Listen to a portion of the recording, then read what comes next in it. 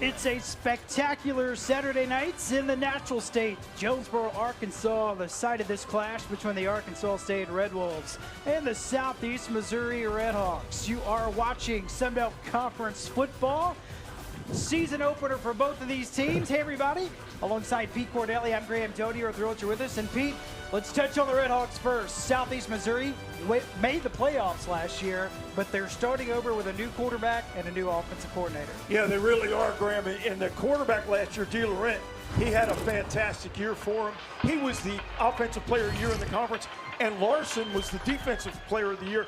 So they have to find some guys that can replace him, but they think on offense. They found the guy, the biggest quarterback in Division I, 6'8", 255. And I'm going to tell you what, Jax Leatherwood is a guy we're going to watch tonight. We'll touch on him a lot tonight for the Redhawks. Now for Arkansas State. Pete, this is a team they closed really strong last year, won their bowl game, and they got a lot of familiar faces coming back as well. When you win the bowl game, as they beat Bowling Green 38-31, but they also won 7 games by 1 score, which just got to give you a lot of momentum going into this one. But with Jalen Rayner, Corey Rucker, Jaquez Cross, what an exciting way to start this season in 2025. Let's send it to the third member of our team. Daryl Green has more on Southeast Missouri's defense. Hey,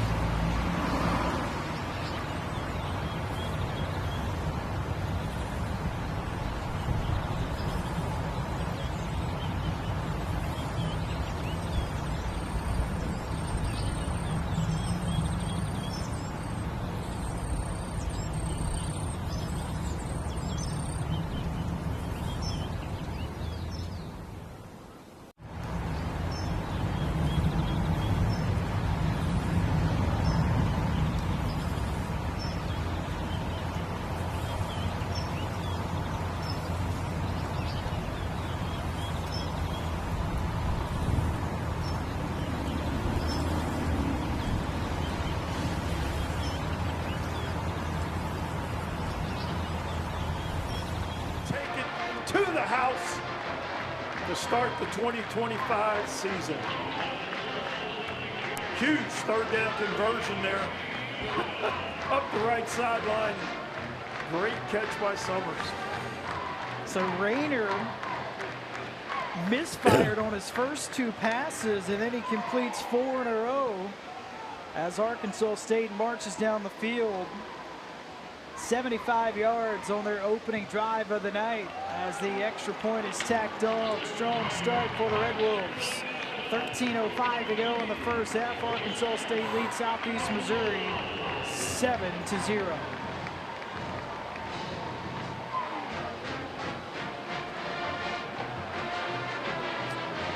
You know, offensively, Graham, you want to finish every drive with a kick. Whether it's an extra point, field goal, or a punt, well, that's the best of what you can get right there with the extra point. But great blocking on that touchdown run by the left guard and left tackle for the Red Wolves, with Riley McGehee and Tristan Smith creating the seam for Jacquez Cross to score. That was an 8-play drive, 75 yards. It took 1 minute and 55 seconds. 7-yard touchdown run for Cross.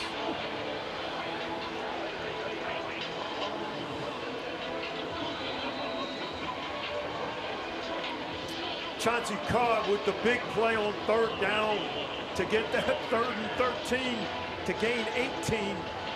Tremendous extra effort by Cobb. All right. And the kickoff in the end zone for a touchback. So now we'll get a look at this Southeast Missouri offense with a brand new quarterback and a brand new offensive coordinator. Jax Leatherwood, 6'8", 255, the junior college transfer from Mesa Community College in San Diego, California.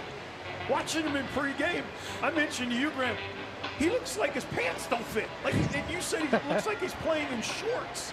He is a long-legged young man. Tom Matukowicz told us the only thing he likes from California is his red wine. Well, now he's got a quarterback from the state of California as well. 2 new coordinators going at each other here. And the Redhawks start the game with a run up the middle to Epton, a physical run up to the 30. Brandon Epton Jr., the senior out of Dallas, Texas. Remarkable story. Was in a car crash early September a season ago, broke his back, was able to come back later that season and have a 100-yard rushing game. Yeah, that's a remarkable story there. They run the inside zone to the left for 5 yards. Good blocking up front by the left guard Nettles and Turner, the left tackle.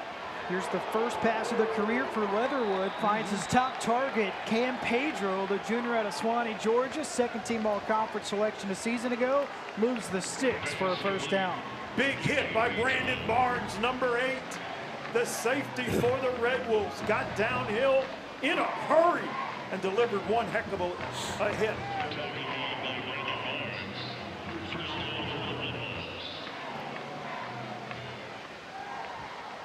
That's Pedro in motion.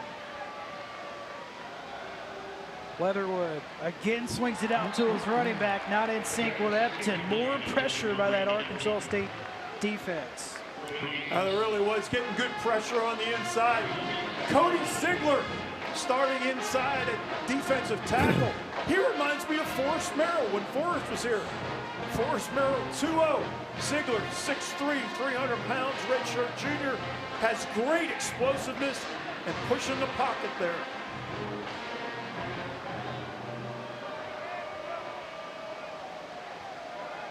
Leatherwood slings it out.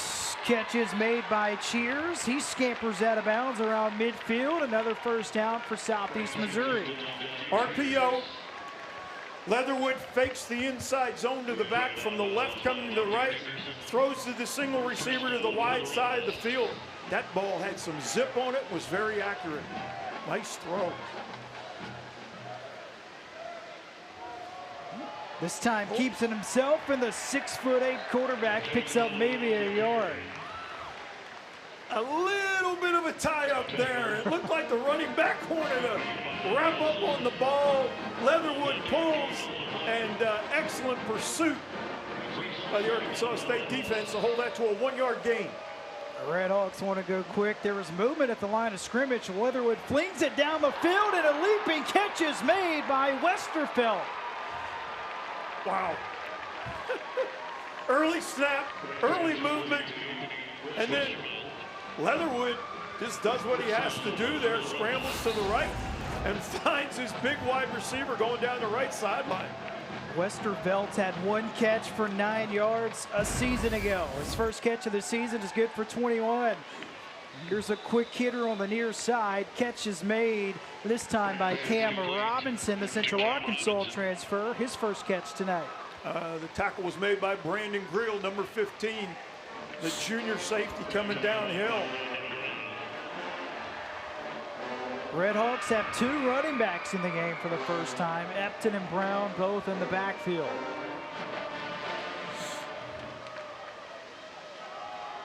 This will be Epton trying to bounce it, turns the corner. He's got it. Oh, tiptoes out of bounds inside the 10.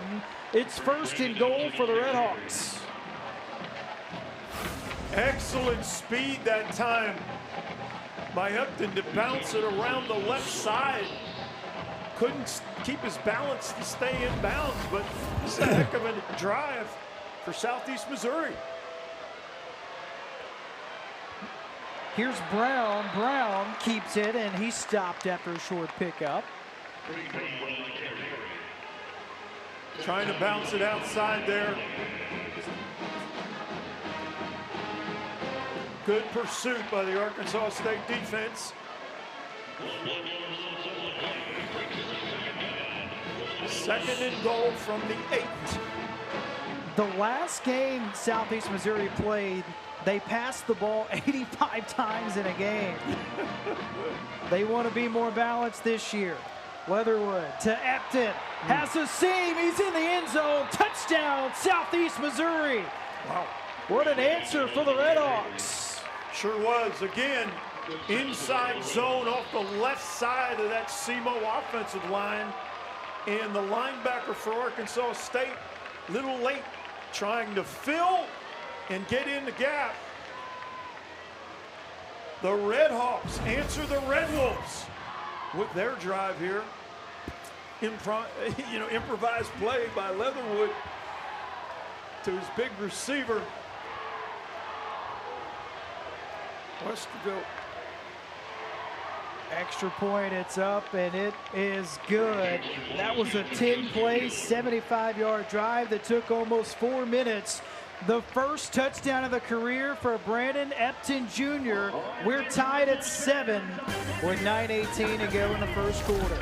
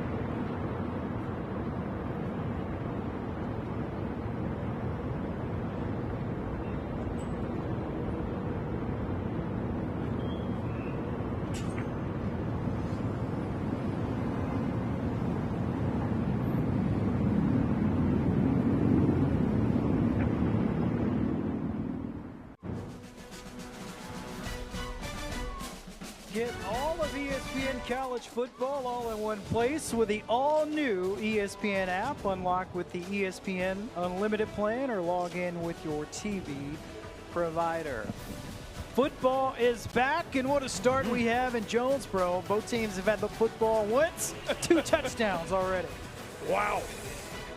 That was explosive. And remember, like you said, Graham, we have a new offensive coordinator in John Holt for SEMO and a new defensive coordinator for Arkansas State in Griff McCarley, who's the youngest defensive coordinator in FBS football at 29 years of age. Judd Cunningham kicks it towards the end zone. Arkansas State with an opportunity here on the return, and there is room on the outside, up across the 30, tripped up around the 35. That's Cross. Great field position for Arkansas State for their second drive tonight.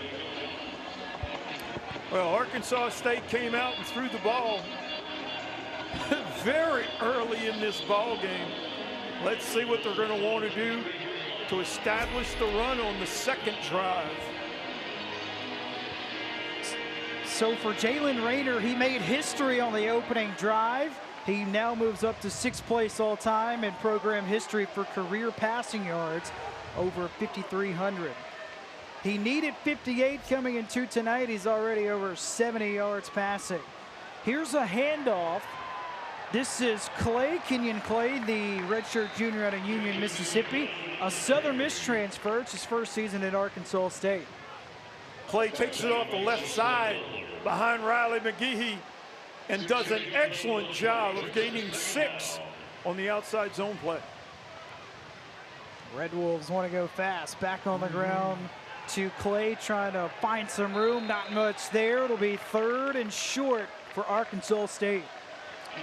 They're trying to run the inside zone to the right side that time, but both inside linebackers for SEMO, Dollar and Pedraza. Pedraza's playing his 7th year of college football, gets downhill to make that tackle. Yeah, Southeast Missouri, they got a veteran team. One player 7 years, as you said, another 6 years. Rayner stays on his feet, has room on the outside, will try to run for it. Finally brought down at the 41. He will be short on the line of game. Pocket breaks down. Good pressure up front by the SEMO defense. Rayner looking downfield, couldn't find anybody. Had to keep the football. Only a 1-yard gain there. Makes it 4th and a long 2. Coach Jones decides to punt the football away. And a new punter for Arkansas State this year.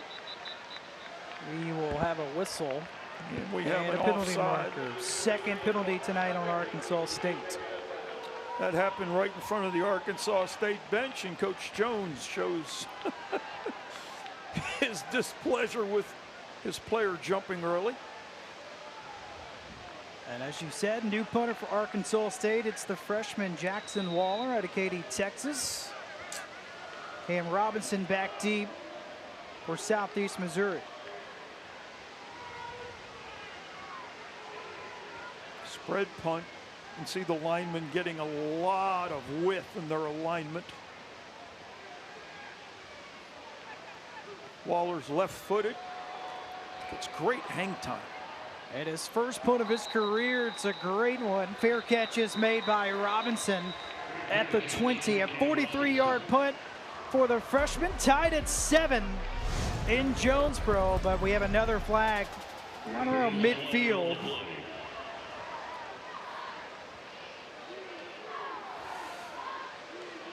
So far, only 2 penalties in this opening quarter. Both have been on Arkansas State. And here's the first on Southeast Missouri. I think we're going to have a holding call.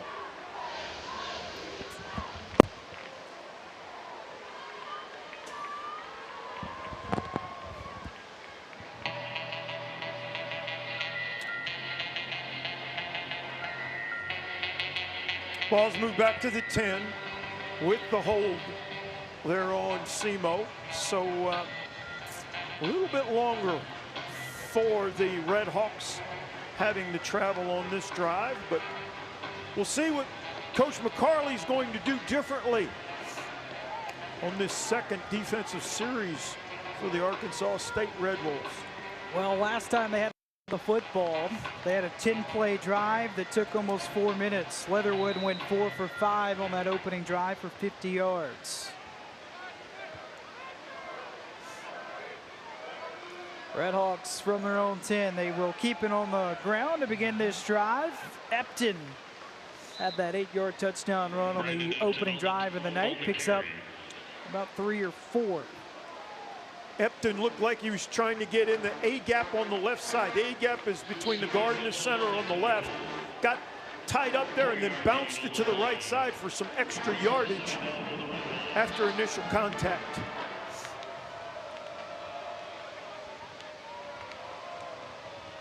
So 2nd and 6 back on the ground. Epton zigs and zags his way forward. Picks up a couple to bring up 3rd and short.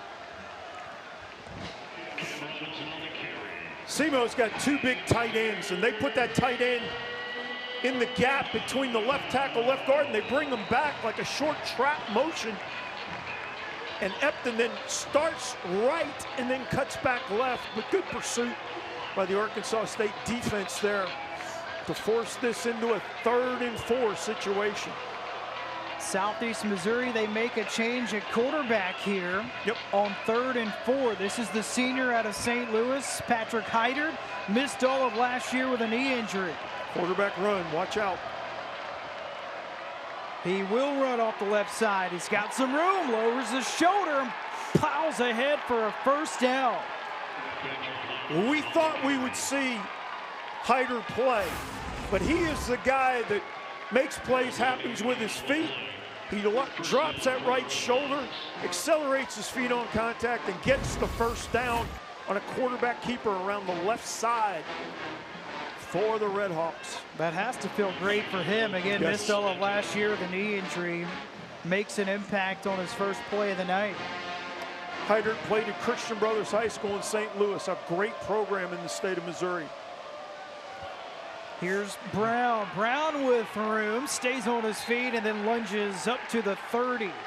Peyton Brown, the sophomore out of Hillsboro, Missouri, ran for almost 300 yards a season ago.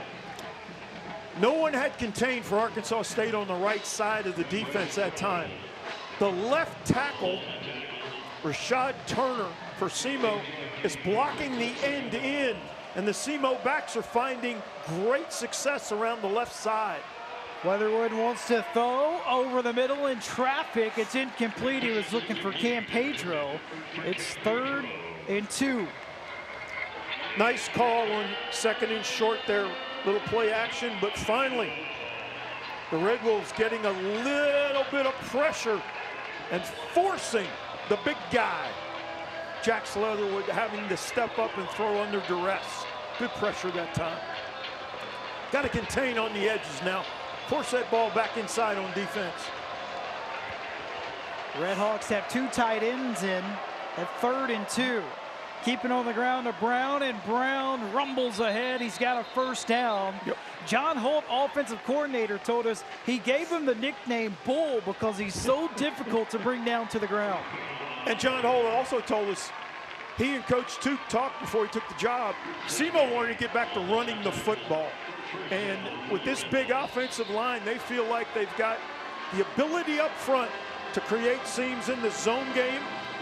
The 2 tight ends are big, and we can see between the left tackle and the left guard, they got a tight end right there. Again. Yeah, Brown off the outside. No one on contain on the outside there. To Arkansas State, right side on defense. SEMO going hurry up here. 11 runs in the 1st quarter for Southeast Missouri. This will be incomplete, a little off target that time by Jax Leatherwood. RPO, saw the one-on-one action, or excuse me, the one-on-one alignment into the short side of the field. Fakes the inside zone and throws it a little bit outside, but 3rd and manageable, 3rd and 4. Redhawks 2 for 2 tonight on 3rd down.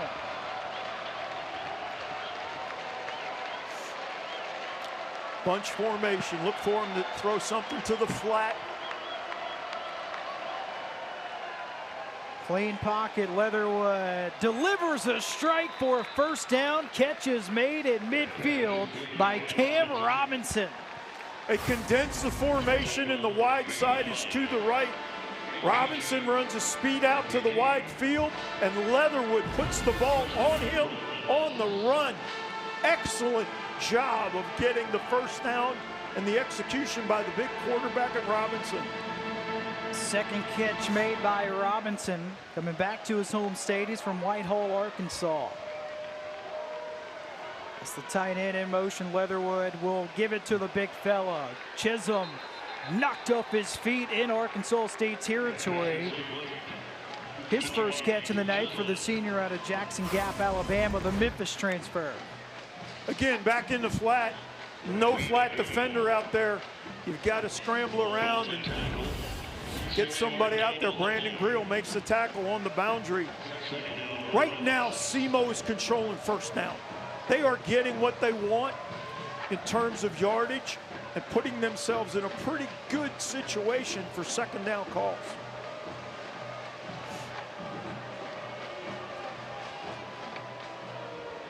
Play clock under 5.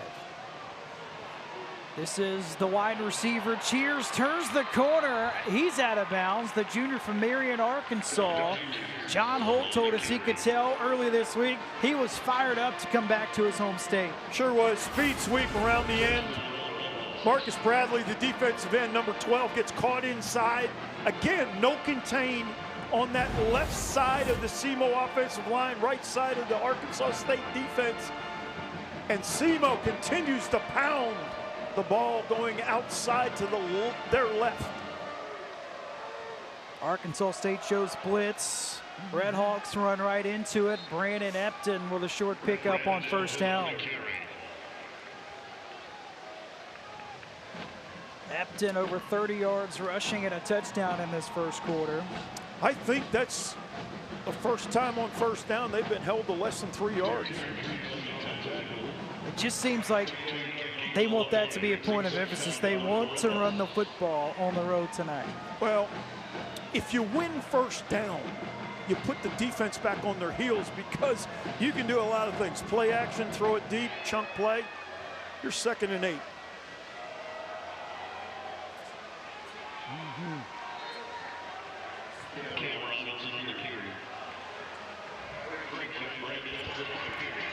Inside zone play to the right.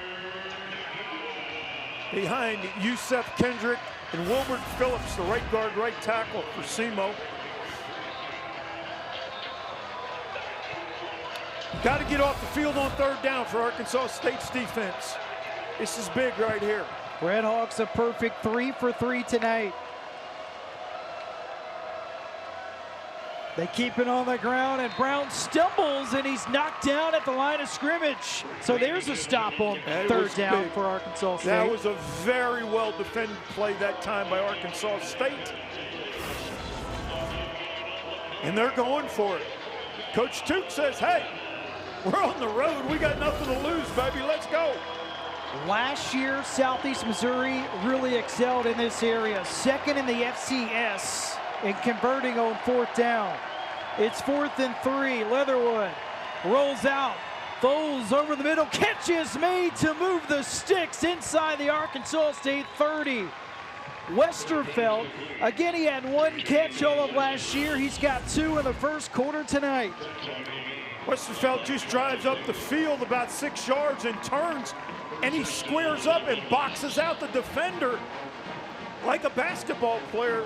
And Jax Leatherwood puts the ball right on him for the fourth down conversion. An entertaining first quarter comes to a close in Jonesboro. Both offenses off to a great start, tied at 7 in the season opener for the Red Wolves and the Red Hawks.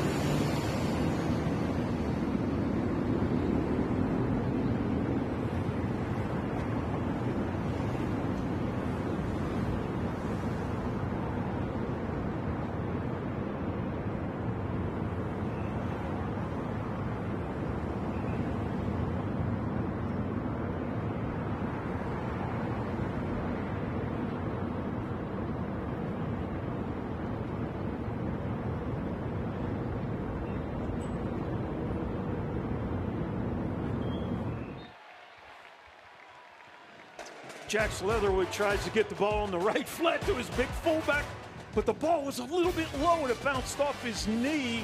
So now it makes it 2nd and 10. Tied at 7 in Jonesboro. Again, new quarterback, new offensive coordinator for Southeast Missouri, but it's been a smooth operation so far offensively. Control the ball for 11 minutes and 4 seconds in that first quarter. Leatherwood again with a clean pocket, delivers a strike. Catch is made by Westervelt, who's had a really good first half for the Redhawks tonight. Westervelt finds the opening in the zone. Ball's on the right hash for Southeast Missouri. Westervelt just drives up 6 yards, and it's a sit route, stop route. He squares his shoulders up. It's zone defense. Easy read, easy completion for Jax Leatherwood. Key the flat defender to deep, but there's nobody in the flat there. He puts the ball right on him. But it is now 3rd and 6.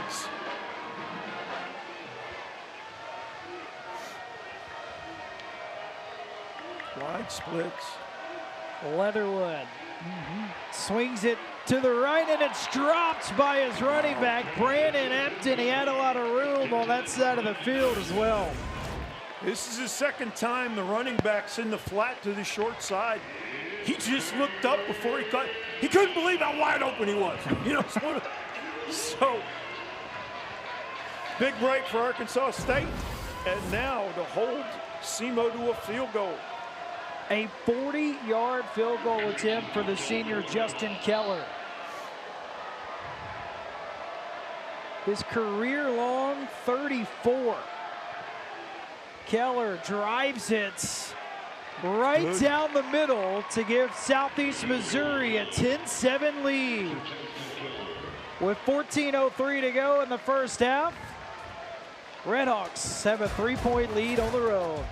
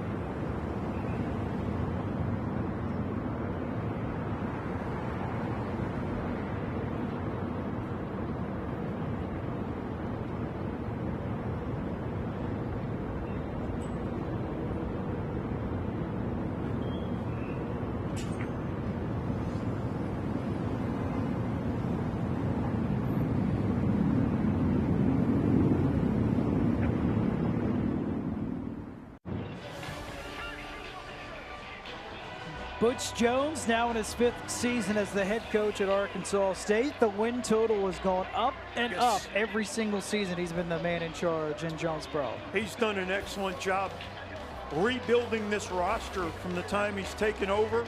And again, last year, heck of a year and a great way to finish the season with the bowl win over Bowling Green. All right, let's see what the Red Wolves can do here. And they need an answer. They need points. Right now, SEMO's run 29 plays to Arkansas State's 11. Yeah, that really pops out. Yeah. Just the number of plays and the time of possession. Redhawks send this out of bounds. So Arkansas State will have fantastic field position. I promise you, Coach Toot didn't want that. He said sky kick it, but when you kick it out of bounds, oh my gosh. Big mistake there by Simone. All right, let's see if the Red Wolves can take advantage here. What does Coach Heck have dialed up?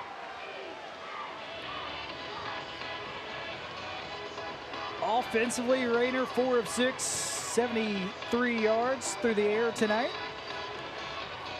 Third-year starting quarterback in this system for Butch Jones, the Sun Belt Conference Freshman of the Year a couple of years ago. 2-by-2 formation, spreading the width of the field. Delivers a strike to Summers over the middle up to midfield. A gain of 15.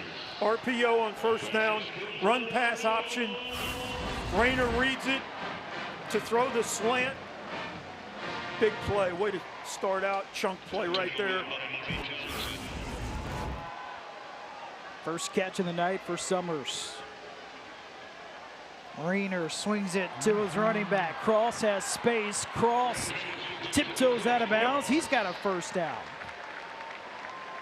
Good job by Jalen Rayner that time, catching the ball in rhythm, throwing the swing pass to the left side, and then Cross getting upfield. Another first down. 2 plays, 2 first downs. Red Wolves, they have yet to target Rucker, their all-conference receiver. Rayner looks that way, will dump it back down to his running back, Cross. Yep. Cross was able to avoid Pedraza for a split second, the senior out of Franklin, Texas, the Northwestern State transfer. Rayner was looking for the inside dig. It was double covered. He hits the back in the flat. Good read, good throw. Steady diet of Cross on this drive. Slips out of a tackle. He's got a first down. 3 first downs now on this drive. Got to keep it going.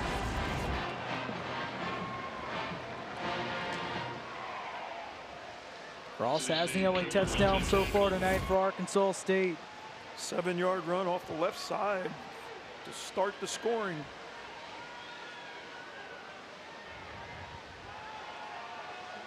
Rayner stays in the pocket, avoids the sack. This is where he's been dangerous throughout the course of his career. Still on his feet, finally wiped off inside the 25. Rayner looking to the right. Nothing there. He starts right, scrambles left, avoids 1 defensive end, takes it up the field, gets tackled by Pedraza. Again, this is Pedraza's 7th year of college football. Devin Spencer now in at running back for Arkansas State.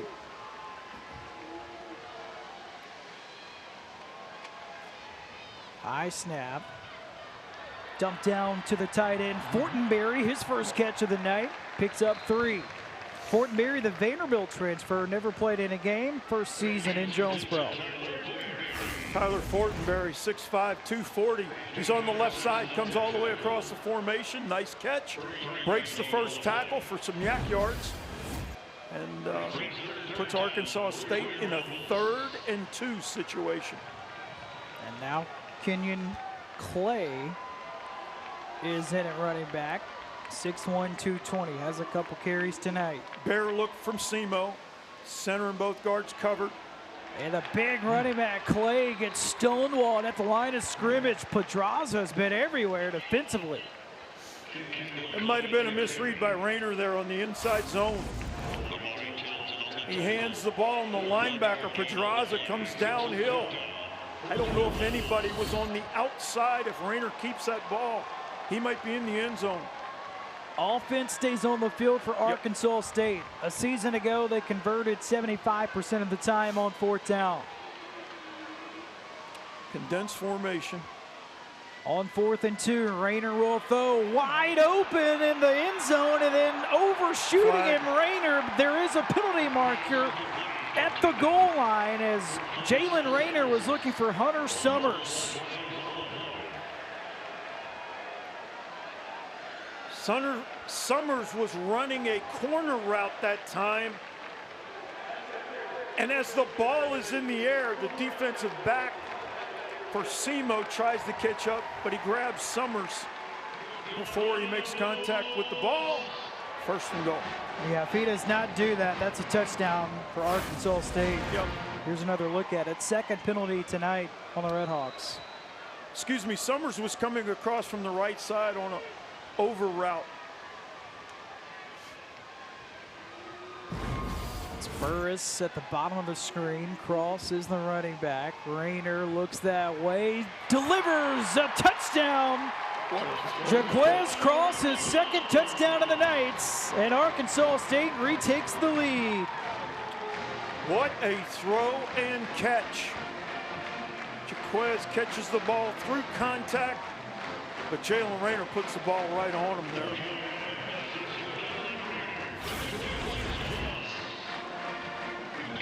So the penalty on fourth down keeps the drive alive for Arkansas State, and they cash in on the very next play.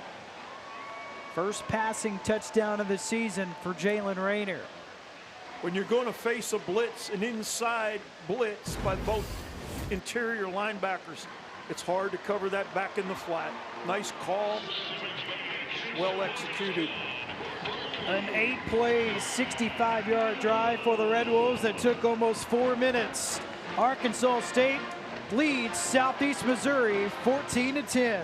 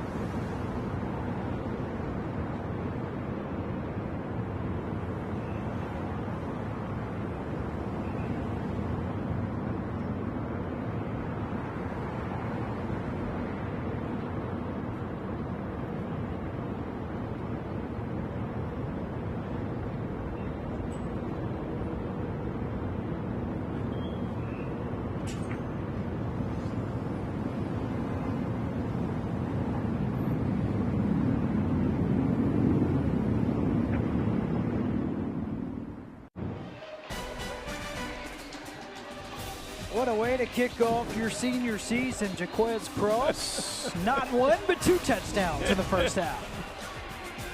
Cross in the right flat. He beats Lyle, the outside linebacker. But Rayner, it's really a back shoulder throw. So Jaquez running to the right flat. He turns to the outside, and the ball's on his outside shoulder. Well run route. Very well executed by the quarterback. Red Wolves with the score to take the lead. It's kind of what you expected. The offenses, get going a little bit. See what the defensive adjustments are going to be. In your experience, did you find the first game of the year was the offense or defense ahead of one or the other? Unknowns. It's one of those ones, Graham, that as the game goes on, because you have so many new players, especially in the transfer portal era, right, you're trying to figure out what guys you're putting in. This is the first time that these guys have gone against outside competition. College football is behind high school and the NFL. In high school, you got jamborees and scrimmages to get your personnel right before you play. NFL, obviously, the preseason. Tonight, you got to be ready to go right out of the gate. No doubt. And there's some guys who are going, wow, he's playing a lot better than I thought. And there's some others going, it's early. Let's see what we can do. Good start for Jax Leatherwood tonight. His debut in Southeast Missouri. Tight, condensed formation. Look for something in the flat. They'll keep it on the ground to start the drive. There's Peyton Brown. His 5th carry of the night. RPO. They can hand the ball on the inside zone coming right to left or throw the bubble screen. Leatherwood decided to hand the ball and a gain of 8. Wow. Again on that left side of the SEMO line. They are finding great success. Play action, Leatherwood. A penalty marker is thrown. Leatherwood looking for Donnie Cheers. It's been a pretty clean game penalty-wise, only 4 total. Donnie Cheers gets held by Trenton Yahweh.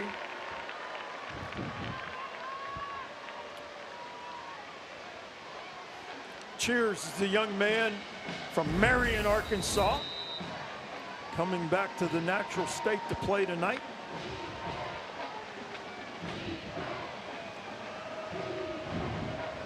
Big play right there because that's free yardage. Leatherwood 9 out of 14 tonight, 83 yards. Peyton Brown, another run up the middle, pinballs his way, and another penalty marker is down.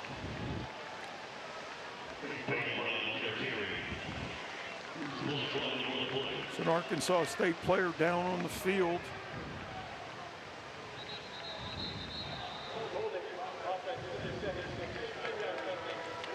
Going to be a holding call on SEMO, but let's see if we can find out who the player is that's down. Inside zone left, cuts it back. The running back cuts it back, and it is A.G. McGehee. A.G. McGehee is down. So with the injury timeout, we'll step aside as well.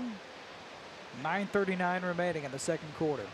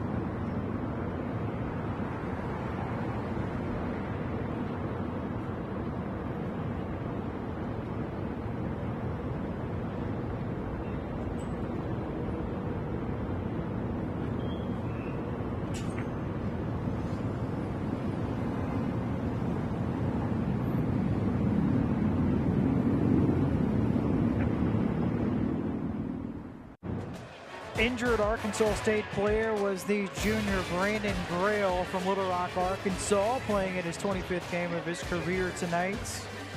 Yeah, my mistake there. All I saw was the 5, but it was Brandon Grill, 15. So hopefully he's going to be all right. But now it's 1st and 20 after the holding call.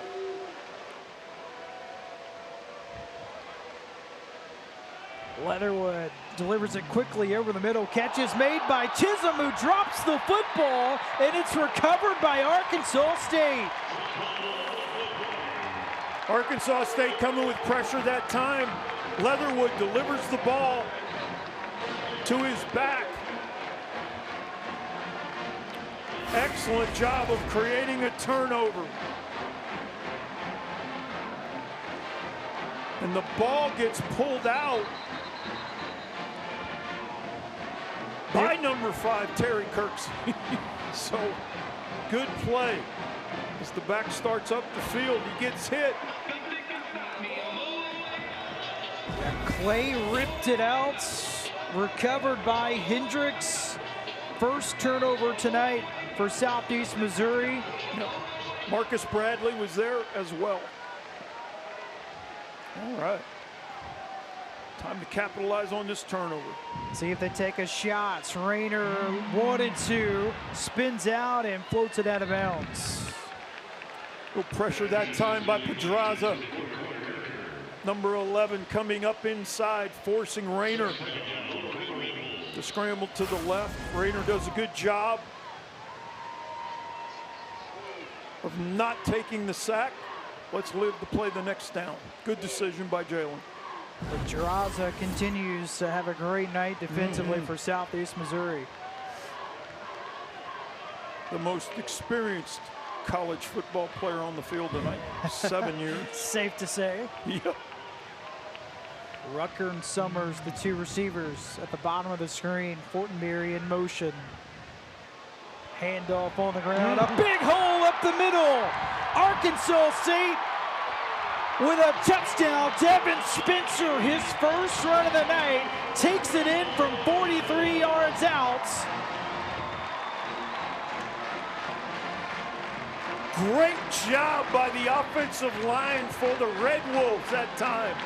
Mason Myers, the center. Will Saxton, the right guard. Alaric Watson, the right tackle. Getting movement on the zone play.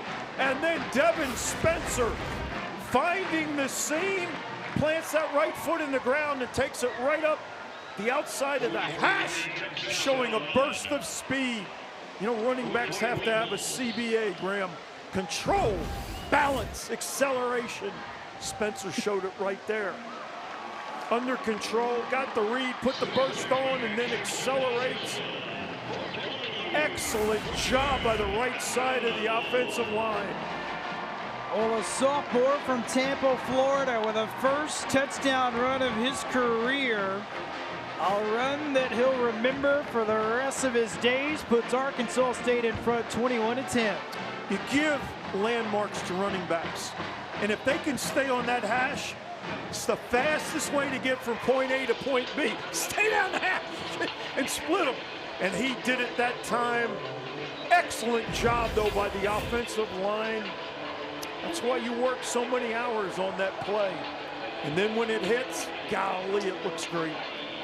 And Pete, the Red Wolves cash in after the turnover. They strike quickly. That was a 2-play drive that took 14 seconds. You love it. Absolutely love it.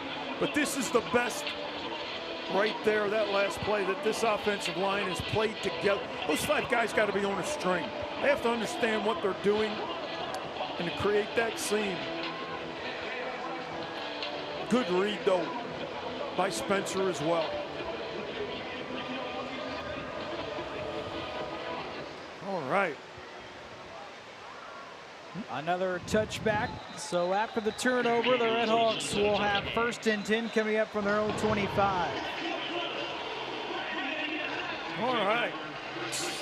Defense did an excellent job creating a turnover on the last series. Offense tonight for the Red Hawks, other than that turnover, it's just been ball control, run the football. Yes. Their game plan has worked. Remember, new quarterback, new offensive coordinator. on a team that averaged 31 points a season ago and over 400 yards of offense. Gotcha. You're exactly right, Graham. I mean, it's Arkansas State coming with a blitz off the edge that time from the short side of the field as A.J. McGahee comes in and holds that to a 1-yard gain. Knight, there's a player down.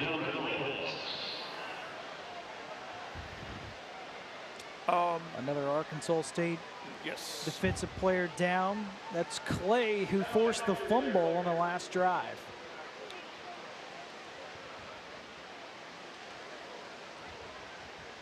Clay, the senior out of Theodore, Alabama, 2 seasons at Kansas State.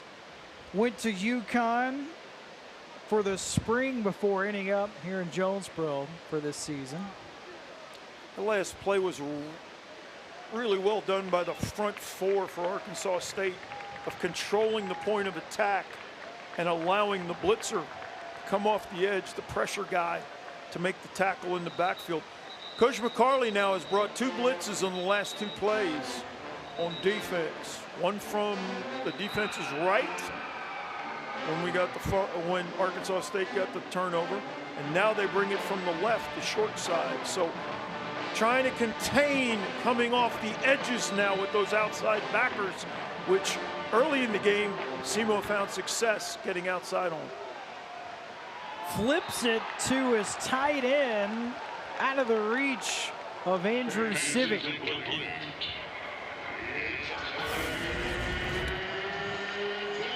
Tight end going in motion left to right, and the ball never got to the receiver's hands. It looked like Leatherwood just short-armed it, and it dropped short of the receiver. Wow. Because the tight end had some room to run there in the flat. Sure did. Yeah. Redhawks converted their first 3 third downs. Since then, they are 0 for 2. That's Pedro in motion. Leatherwood looks that way. He's pressured, and down he goes. The first sack of the night for Arkansas State. Cody Sigler getting through. I mean, you talk about controlling the point of attack. Number 94 is lined up in a 3 technique, comes inside, holds his point of attack. The outside pressure. The defensive ends for Arkansas State lined up a little bit wider in what they call a jet position, came wide and forced Leatherwood up inside, right to the big defensive tackle, Cody Sigler. The Division II transfer from West Alabama. First game at Arkansas State, picks up a sack. Blancas, the return man for Arkansas State, makes the catch. He's got a wall for a split second before being knocked off his feet around the 45. That was a 43-yard punt and a return of 8. All right, the defense now has come alive here, you know, after kind of settling in through that first quarter. But they create the turnover in the last series, and now they get the big sack on 3rd down. And Arkansas State's offense, really good field position. Red Wolves had a 2-play drive last time they were on the field. Cross the back in the backfield. He's got 2 touchdowns tonight.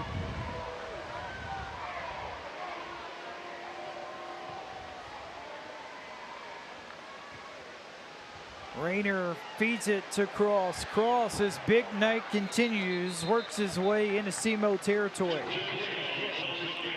Boy, nice job that time of Cross following his lead blocker. The tight end came across the motion left to right on a kick-out block. The right tackle, Alaric Watson, blocks down, and Cross goes off the right side for a gain of 7. Rayner with a clean pocket, airs it out. He's got a man and a leaping catch. Does he come down with it? He does not. That's Benelli, who was in for the first time tonight, the junior out of Miami, Florida, the Wagner transfer.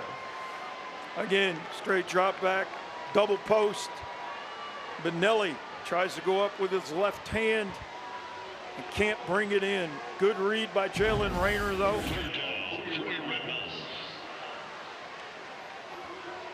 But Nelly can't quite haul it in.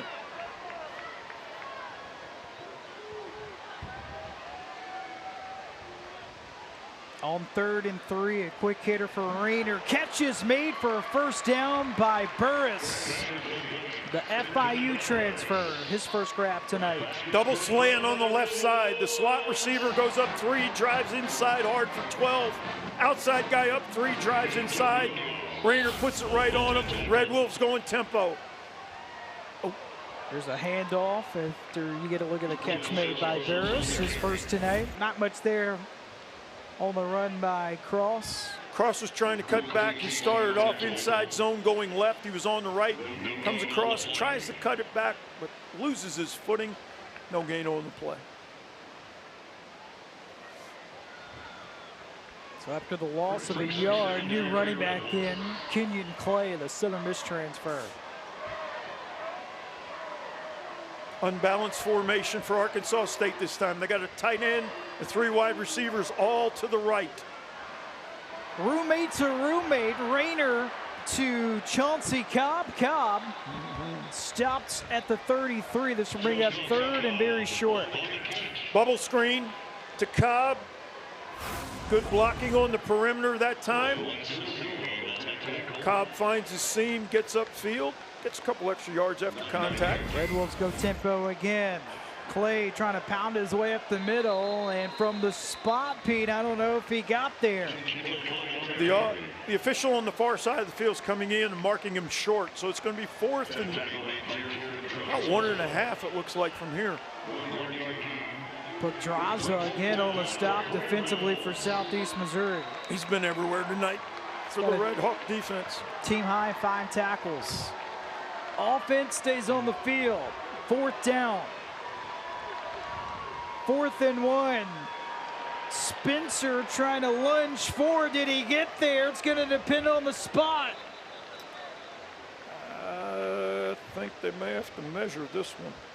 Last time he touched the football, it was a 43-yard touchdown run. Let's see. It's a turnover on down. The defense comes up big time for the Red Hawks. Wow.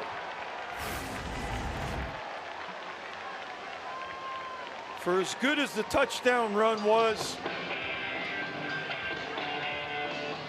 Southeast Missouri's defensive line got penetration and created a whole new line of scrimmage in the backfield that time.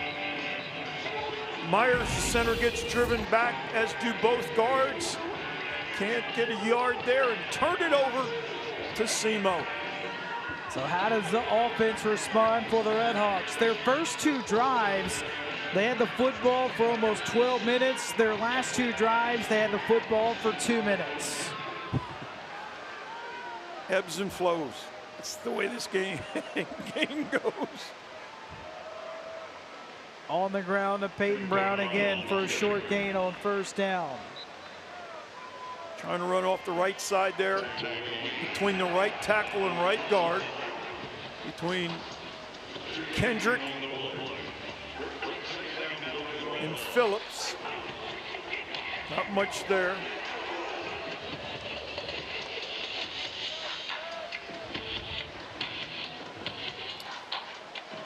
Simo looking to the sideline, taking a long time to get this play in. Another handoff to Brown. Not much there at all. Great penetration by Arkansas State's front on defense that time. Loss of 1.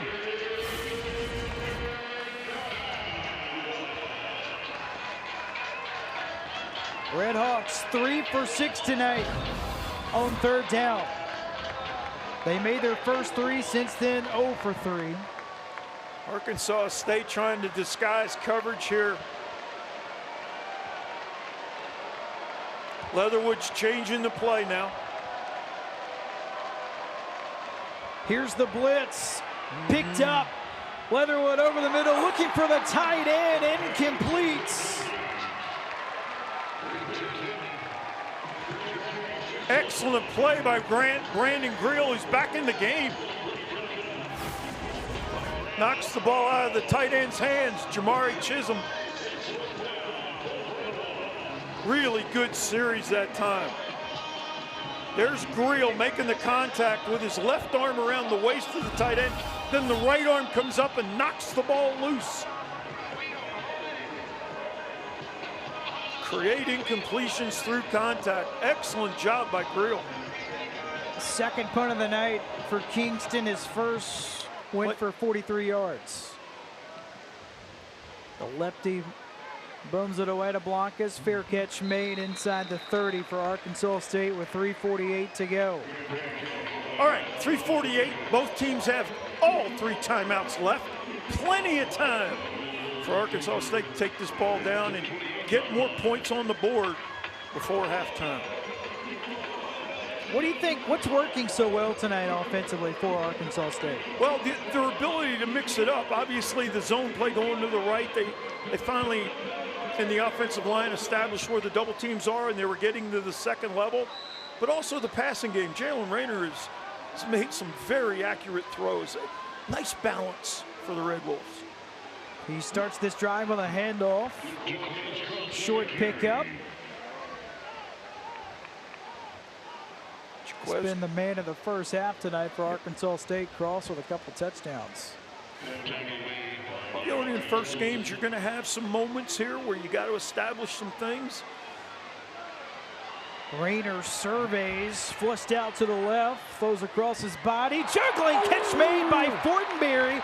Moves the sticks out of bounds around the 45. That's good for a gain of 16. The unscripted play. I don't know what's that call in the huddle, but when you have to improvise, Jalen Rayner does it very well. Scrambling left, hits Fortenberry, the big tight end transfer from Vanderbilt.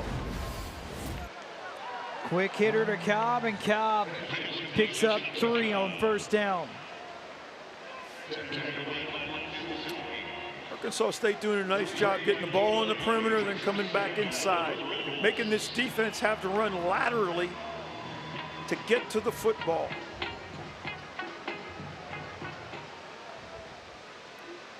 Rayner looks left, dials up a deep ball, looking for his top target. Catch is made inside the 15-yard line. First and goal brought in by Summers. Ladies and gentlemen, if you have a chance to watch this replay, watch the Arkansas State offensive line and their turn protection. I mean, Jalen Rayner doesn't have anywhere near him. Clean pocket, can step into the throw, and then what a catch by Summers. Gain of 39, a career-long catch by Summers. Dump to Fortenberry. Fortenberry, his 4th catch tonight. Dropped at the 8. So Arkansas State, they can pick up a first down as we hit the 2-minute timeout. So 2 minutes remaining in the first half. Arkansas State knocking on the door again. It's 2nd and 5 for the Red Wolves. When we come back, they have a 21-10 lead in the season opener.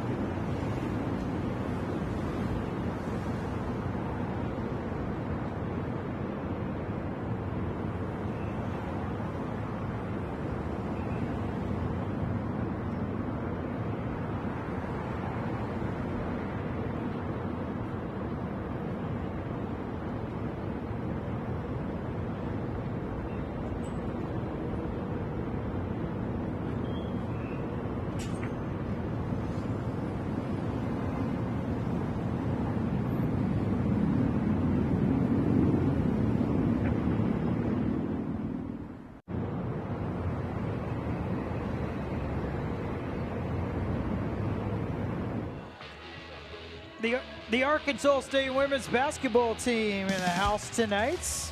Congratulations to them coming off a trip to the NCAA tournament this past season. 2nd and 5. The Red Wolves have a chance to get a first down before they score a touchdown. Bear front from SEMO.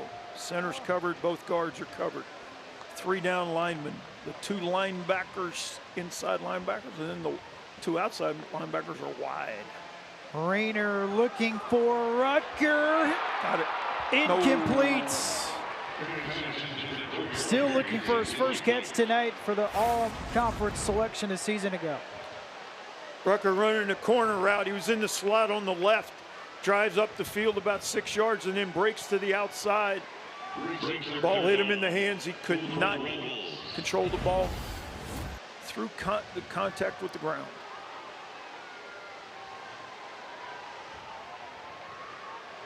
That's a play you like to throw the wide field, and there was plenty of field there at that time. Good throw by Jalen.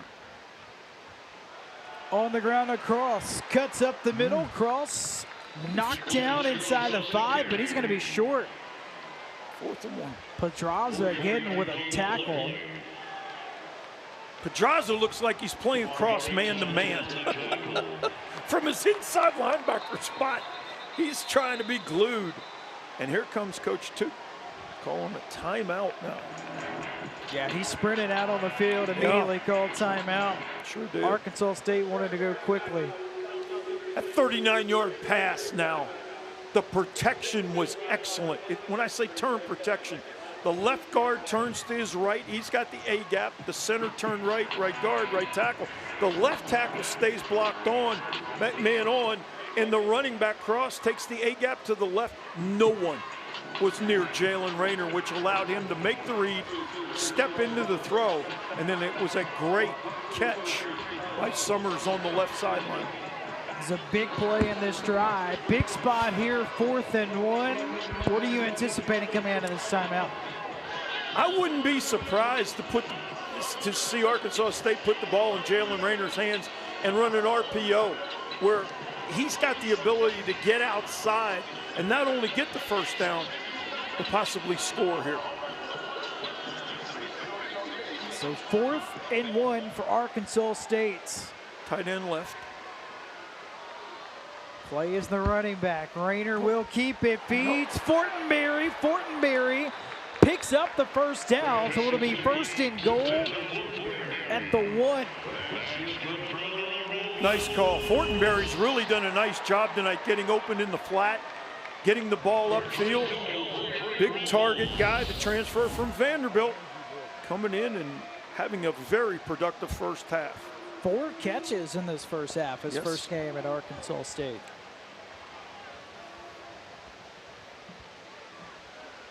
So 1st and goal from the 2. Rayner keeps it himself, trying to find room. Not much there at all. Stonewalled at the line of scrimmage. I thought maybe he would follow Clay, the running back, but he cuts it back. Yeah, he cut it back a little bit too quick. And the linebacker for SEMO. On 2nd and goal, Rayner looking in the corner of the end zone. Incomplete, and here's a flag. So Summers had the big catch for 39 yards earlier this drive. Yep. That time he was held.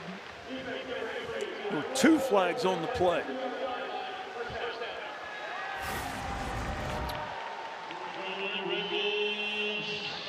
Trying to get away from the corner that time, and he spins to the outside, but the corner never looks for the ball, and he's grabbing with his right hand there. Good call by the officials. This time 3 tight ends on the field for Arkansas State with 38 seconds remaining. Yep. Now they flip both tight ends over to the left. That's Fortenberry in motion. The give to Clay, powers his way, surges in the end zone for a touchdown. His first at Arkansas State. Excellent drive by the Red Wolves, but when they move both tight ends over, the defensive line for Southeast Missouri slides with their strength call to their right. The offense is left, and now you come back and you run the inside zone to the right side. Good blocking that time by Will Sexton and Alaric Watson. Another lengthy also Mason drive. Myers did a very nice job. Feels like every scoring drive, it's been double-digit play speed. Another 10-play, 72-yard drive that took 3 minutes for Arkansas State. Well, at one point, SEMO had 29 plays to 11 for Arkansas State. But since that point in the game, Arkansas State's offense has really done a nice job controlling the football.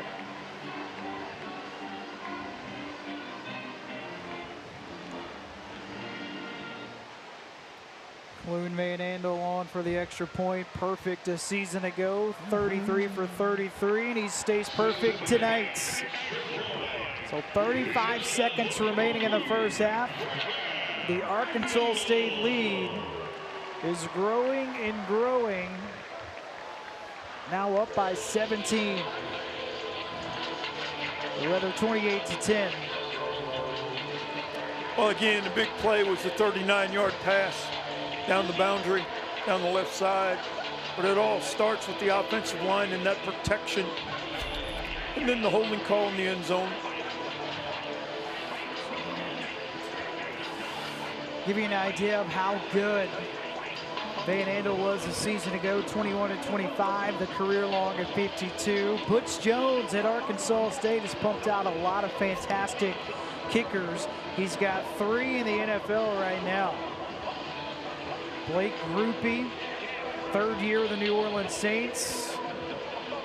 Dominic Zavada, now in Michigan. Yep. Kicker U. We have a former Arkansas State kicker with us tonight, Mr. Darrell Green. He'll be with Butch at halftime. Yes. Here's a short kick. Southeast Missouri will have it around the 31 with 33 seconds remaining in the first half. So it was a big collision directly in front of the Arkansas State bench.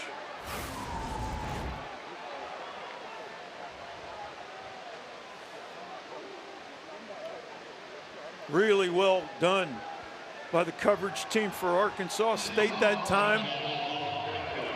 As Josh Stone, number 24, came down there and made the big hit to knock the ball carrier out of bounds. Now, 33 seconds left. With this quarterback, do not be surprised if SEMO, with 2 timeouts, doesn't try to get the ball down the middle of the field. Well, their last 2 drives have gone 3 and outs. Yep. 8 plays for 16 yards, and this time they're just going to take a knee and be content going into the locker room down 28-10. They get the ball to start the second half. Okay. Roger that, sir. Yep. All right. Man, nice job by the defense for Arkansas State, turning it up in the second quarter, and the offense responding by putting points on the board. They really did. We had fireworks pretty early in that first quarter. Then Arkansas State, once they settled in, they were able to have a really strong second quarter, outscoring Southeast Missouri 21-3. So Butch Jones will work his way to Darrell Green, as we will hear from the head coach now in his 5th season as the head coach at Arkansas State, trying to win the season opener to kick off the 2025 season. All right, Coach Jones is with Darrell. Darrell, take it away. Butch, defensively, you had a rough time in the first quarter, but they really woke up in the second. Well, we couldn't get off the field. They were always ahead of the sticks. You look at the first touchdown drive, we didn't play the ball in the air. The ball was bouncing and getting to our edges. We weren't setting edges of a defense. And then the second time, it was always behind the sticks, 2nd, 4, 3rd, 2. but a big turnover generated. Complimentary football, sudden change, we were able to score. Very disappointed that we didn't capitalize on the 4th and 1, but we were able to capitalize on the others. So again, it's the second half, 0-0, new football team. So again, we have to make some adjustments, and we're going to start on defense, so we got to be ready to start fast. Offensively, very balanced, but man, your quarterback is in complete control. 76% completion rate, 190 yards throwing. I mean, Jalen Rayner looks really good. Well, they're playing a lot of man coverage right now, and they're forcing us to throw the ball down the field. He's doing a good job of managing the game. Thank you, Coach. Thank you. Back up to you guys. Graham, Coach. All right, thanks, Daryl. So halftime in Jonesboro, Arkansas State with a 28-10 lead over Southeast Missouri in the season opener. It's been a balanced attack, but the offense has been lights out so far for Arkansas State in the first half in Jonesboro.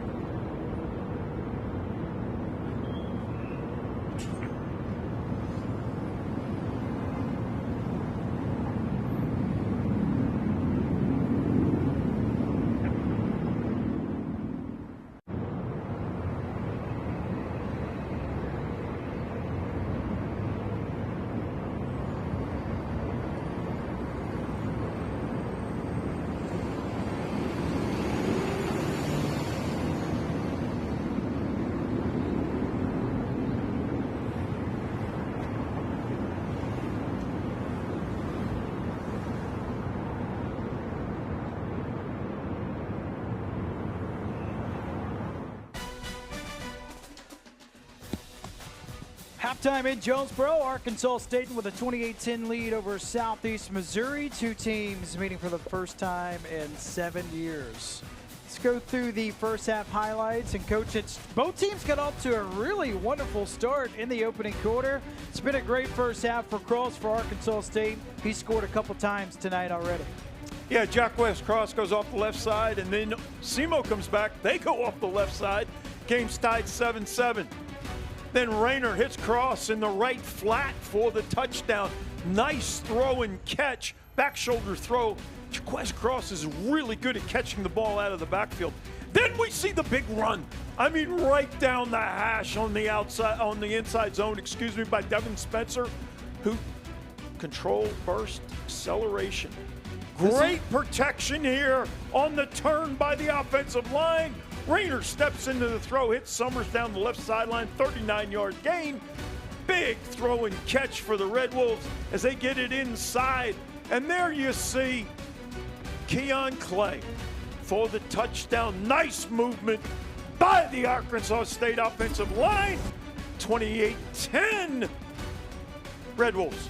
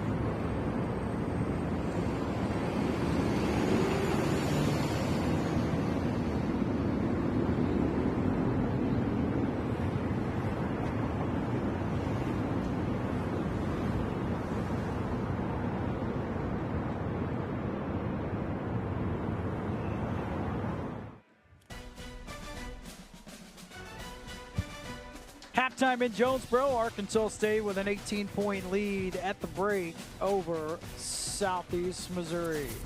Around the conference this Saturday, you got Troy in their home opener against Nicholls State. South Alabama will take on Morgan State. Ole Miss and Georgia State are clashing in Oxford. They are through the first quarter there. Texas State takes on Eastern Michigan. Big matchup for the Louisiana Raging Cajuns. They have Rice. And then Georgia Southern, a long trip out to the West Coast. The Eagles will take on Fresno State on the road. Some interesting matchups there, aren't there? Preseason-wise, when you take a look at the Sun Belt Conference, what the coaches did around the league, we'll show you the standings, West Division, East Division. Anything pop out to you when you see the preseason polls?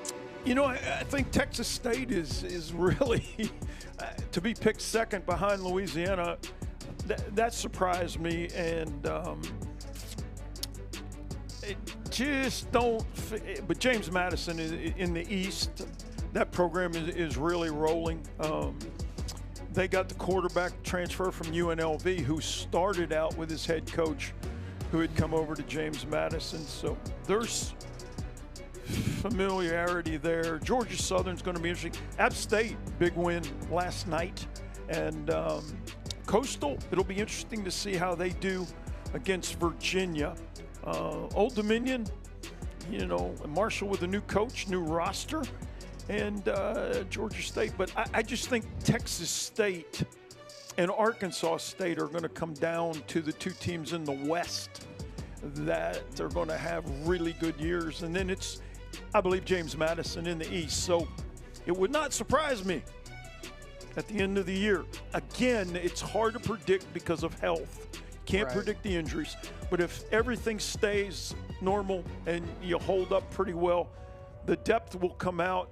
I would be surprised to see Arkansas State, James Madison in the conference championship game. Well, how about Marshall's head coach from a season ago is now coaching in the other division, his first year at Southern Miss now, and Coach Huff. Halftime in Jonesboro, Arkansas State in front of Southeast Missouri, 28-10.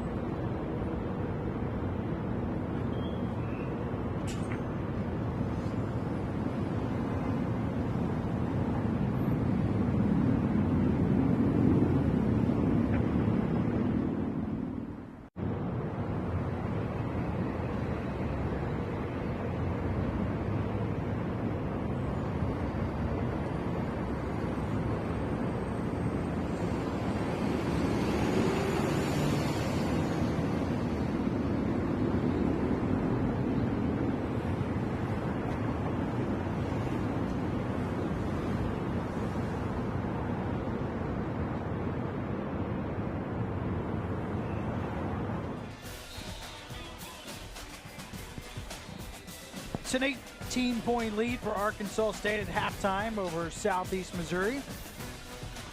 Season opener, home opener for Arkansas State. 16-4 under Butch Jones when having the lead at halftime during his tenure in Jonesboro. First half stats, Pete, what jumps out to you? Well, obviously the total yards at 277, but the passing yards, 190 for Jalen Rayner. That's huge. What a way to start out. And rushing yards, it's at 87 yards. And the three running backs have all played very well and have done their job.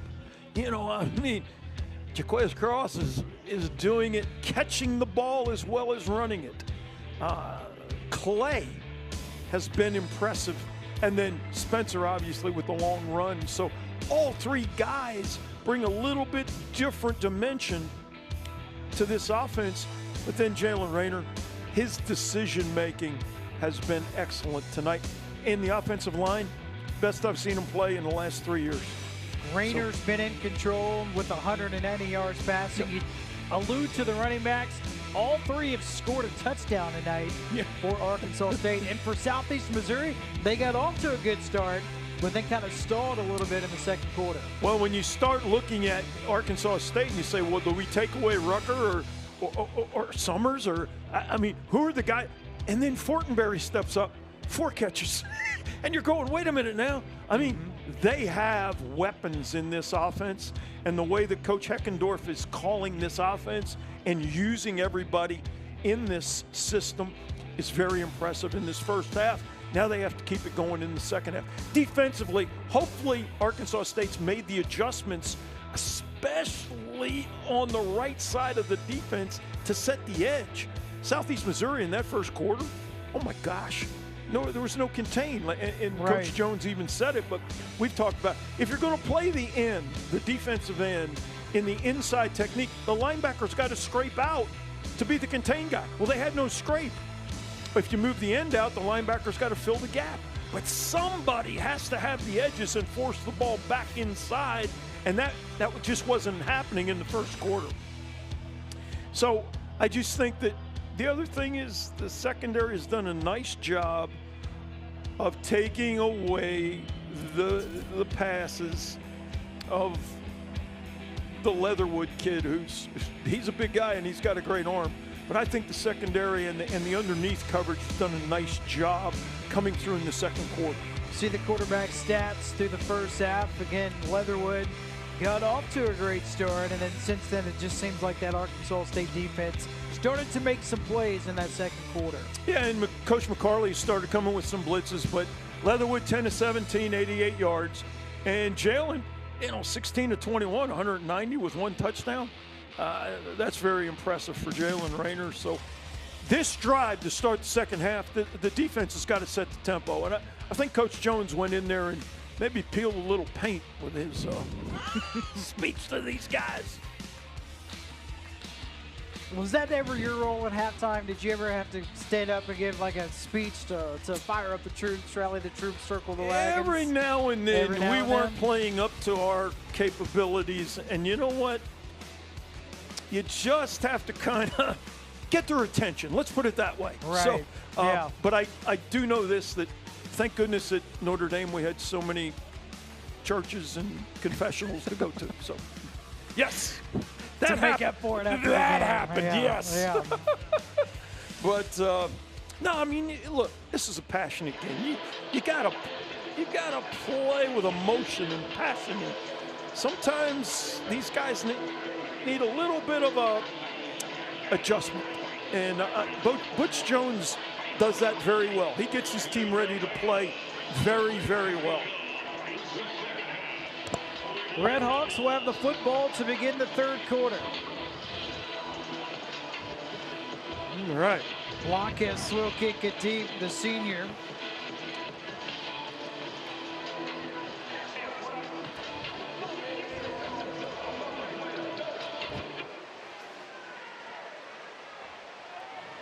Another touchback, so the Red Hawks will have it 1st and 10 on the way from their 25.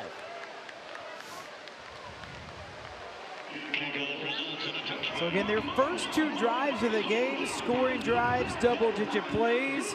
And then since then, their last 3 drives have had trouble getting going. Jax Leatherwood, the 6'8" quarterback, in his Red Hawk debut. We've only seen the backup, Patrick Heidert, once. The third down conversion where he kept it to the left side, yeah.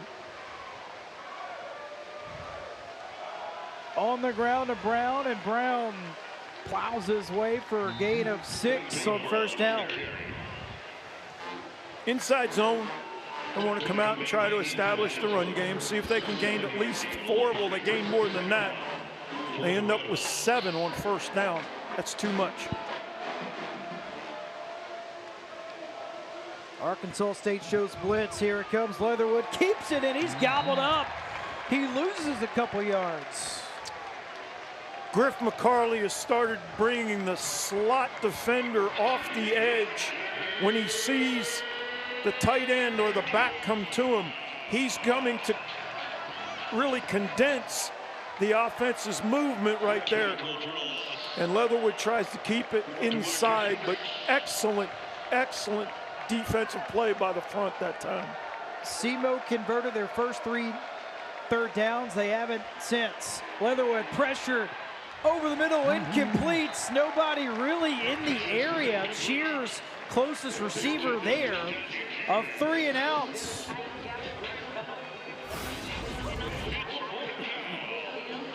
You gotta like the pressure that's coming off the edges right now. And that was a very good second and third down series for Arkansas State after giving up 7 yards on first down. 3 and out. That's what you want to start the second half. Blankus, the return man. Third punt of the night for the senior Ryan Kingston.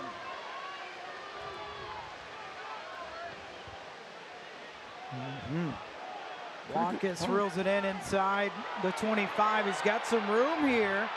Tripped up at the 35. So excellent field position for the Red Wolves after that 48-yard punt and 12-yard return. We'll see the Arkansas State offense for the first time in the second half when we return.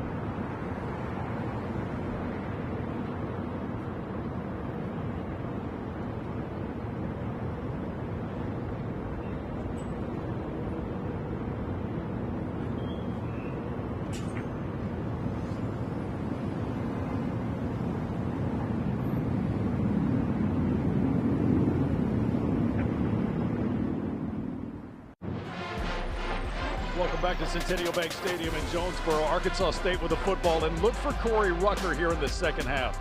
No targets in the first half, but this guy is magnificent. Caught 69 passes last year, 1,053 yards and 7 TDs. In 46 games as a Red Wolf, he averages 17 yards per catch. We talked to Butch Jones this week specifically about Corey, and Butch said he's really matured to the point that we needed him to. He's taken over the wide receivers room, and he's holding guys accountable. Going to see what he produces here in the second half. Let's go back upstairs to Graham and Pete.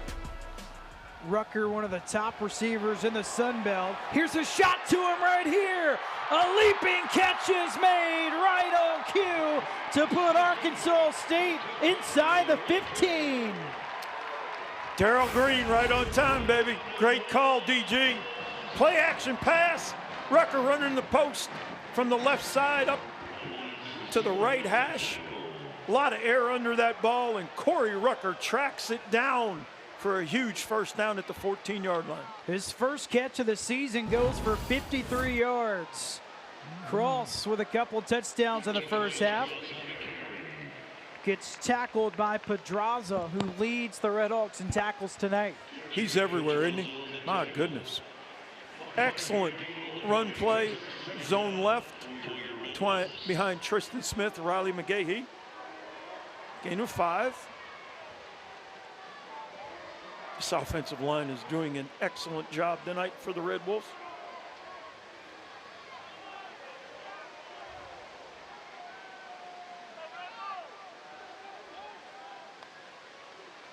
Rayner looks in the end zone, delivers a strike to Rucker. Did not have a target in the first half. 2 catches on the opening drive to begin the third quarter. R&R right there, baby. Rayner to Rucker. You're going to hear that a lot this year. And RPO, nice job by Jalen Rayner moving the back over, fakes the inside zone, run pass option, and he decides to throw the slant.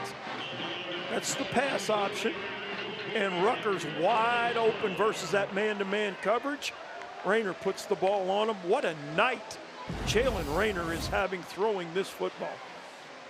It's his second touchdown pass, the 24th in the career receiving-wise for Rucker as the extra point is tacked on. A 3-play drive, 64 yards. Corey Rucker, no targets in the first half, has made an immediate impact to kick off the third quarter. His first touchdown grab of the season puts Arkansas State in front 35-10.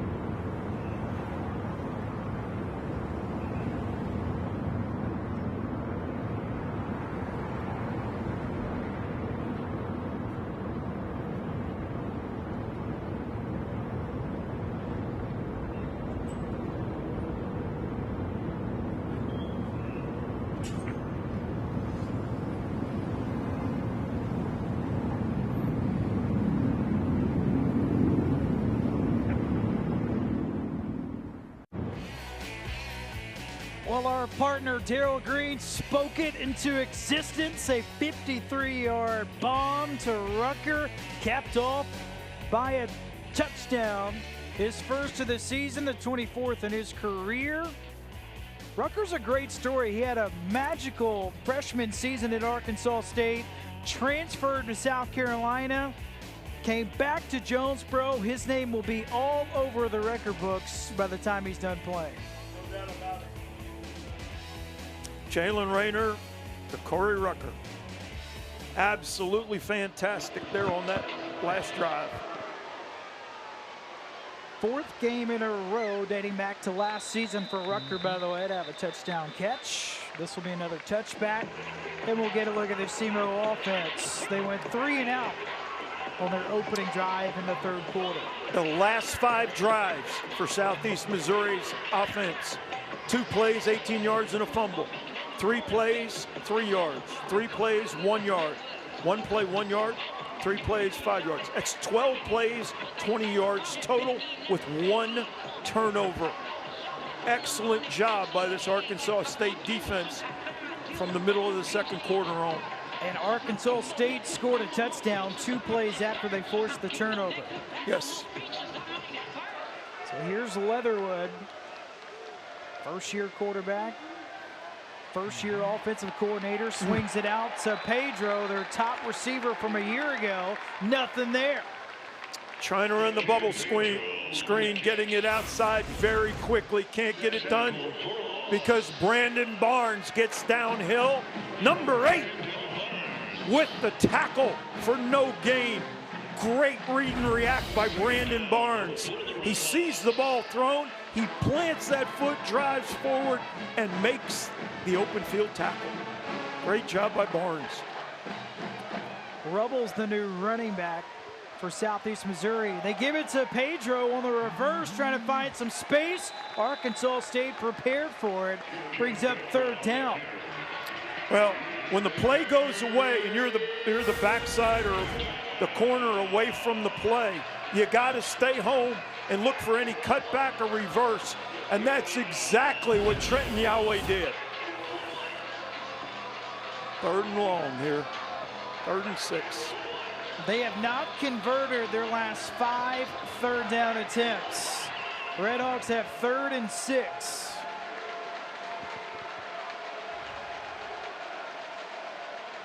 Leatherwood looks over the middle. He's in trouble. Down he goes. Second time he's been sacked tonight. Hassler, the senior out of Collierville, Tennessee, with a sack. Another 3 and out. This is a coverage sack right here. Leatherwood has nowhere to go with the ball. And obviously, big Cody Sigler gets up inside, forces Leatherwood to step up. But Sigler had to hold on to that ball. Leatherwood had to hold on to that ball because of the coverage in the secondary. Great 3 and out by the Arkansas State defense. They've really turned it up here from the middle of the second quarter on. Hassler was injured last year, missed the majority of the season, and he picks up a sack his first game this year. Fair catch is made by Blancas. So Arkansas State will have it 1st and 10 from around their own 30. And Pete, their offense has been clicking the last few times they've had the football. We need to go to Darryl Green and find out what we're going to do on this series. He was so good about telling us about Rucker. Let's go to DG and tell Way to go, Darryl. Yeah, what else is he going to speak into existence? I mean, what's in that crystal ball down on that sideline? Love it. So Rayner goes back to work. 250 yards passing tonight for Rayner, a couple touchdowns. Changing the play. Good job by Jalen. On the ground, this is Clay. He had a touchdown run in the first half. Not much that time. Split zone. The offensive line all comes to the left. The tight end on the left, he goes back, splits the formation, kicks out. But Southeast Missouri brought a linebacker down. Guess who it was? Pedraza. This guy is he's been having incredible. a career night, man. 7 tackles for the Redhawks tonight.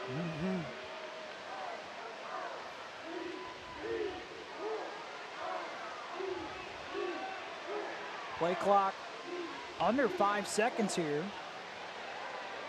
2 seconds. Arkansas They didn't get it State, off. they just get it off. Rainer throws and delivers a strike to Benelli right at the first down marker. That'll move the sticks. The two officials were looking at each other like, when are we going to call it? Rainer comes out. This time Jalen hits the wide receiver on his 6-yard stop route. First down. Here's another quick screen. First catch in the career at Arkansas State for Jordan Smart, a North Texas and Ole Miss transfer. Bubble screen to the right. Smart does a nice job of getting width to catch the ball and get his shoulder squared upfield so he can plant that foot and gain some yards there as he gets 6, or excuse me, he got 4.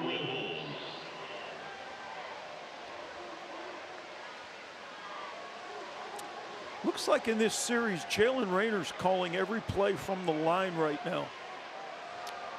Third-year starter in this system. Steps up in the pocket, still on his feet, gets rid of it quickly and connects to move the chains. That was his running back, Clay, that made the catch. Rayner making all kinds of plays. We saw Leatherwood in the first half scramble to the right, make a play like that. Rayner drops back, looks right, nothing there, getting a little pressure, reverses his field, but then finds his back.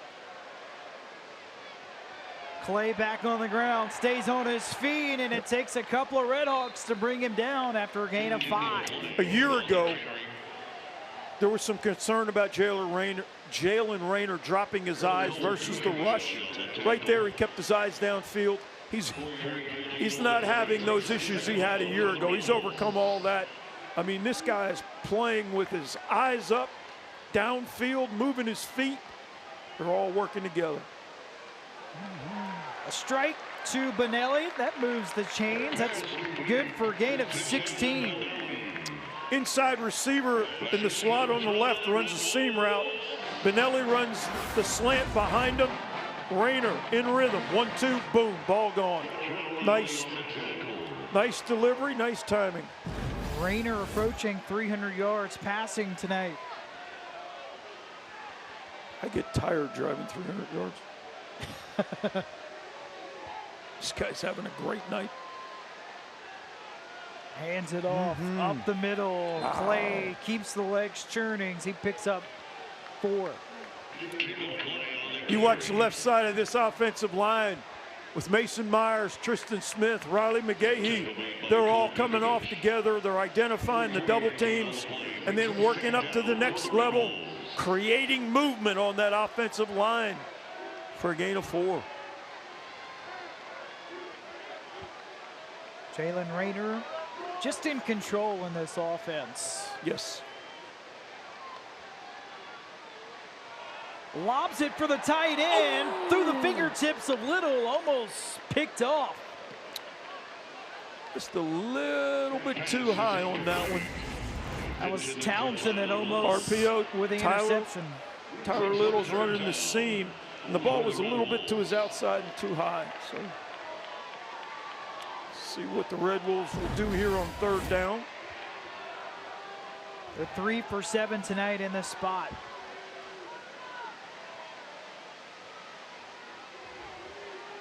Again, you see Jalen walk up. He's changing the protection right now. Blitz is picked up. Yep. Rayner going for the end zone. He's got Rucker off the mark, but a flag is thrown. When Jalen walked up to the behind the center to the line of scrimmage, he was pointing at the linebacker he was saying was going to blitz. He called it exactly right. They knew they had man-to-man on the outside, and he was throwing the go route, taking advantage of it. Yeah, the corner had his arm Justice Johnson had his right arm wrapped around the receiver. That's an easy call for the official.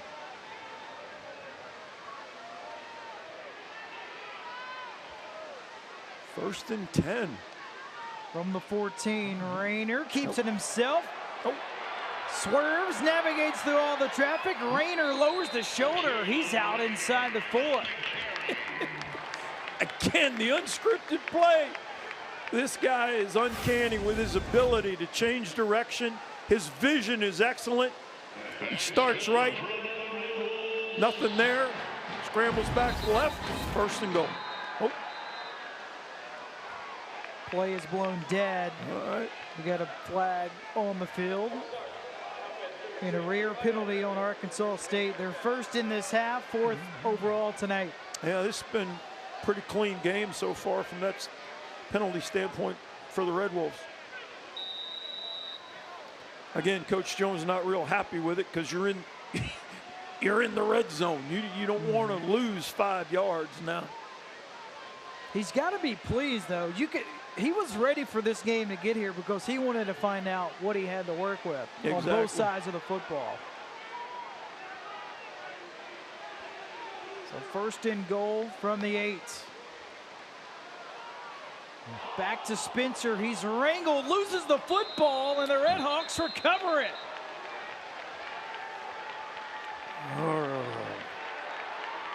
Just what SEMO needed.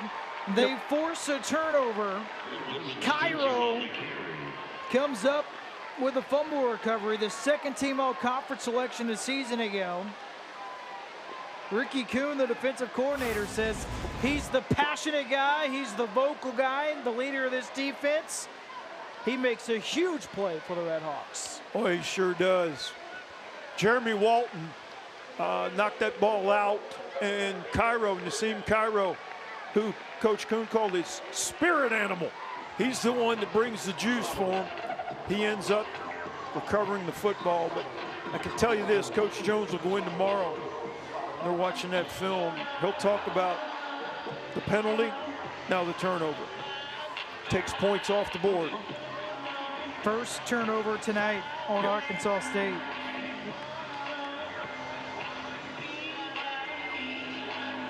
Now the Red Hawks, they're trying to build some momentum after forcing the turnover.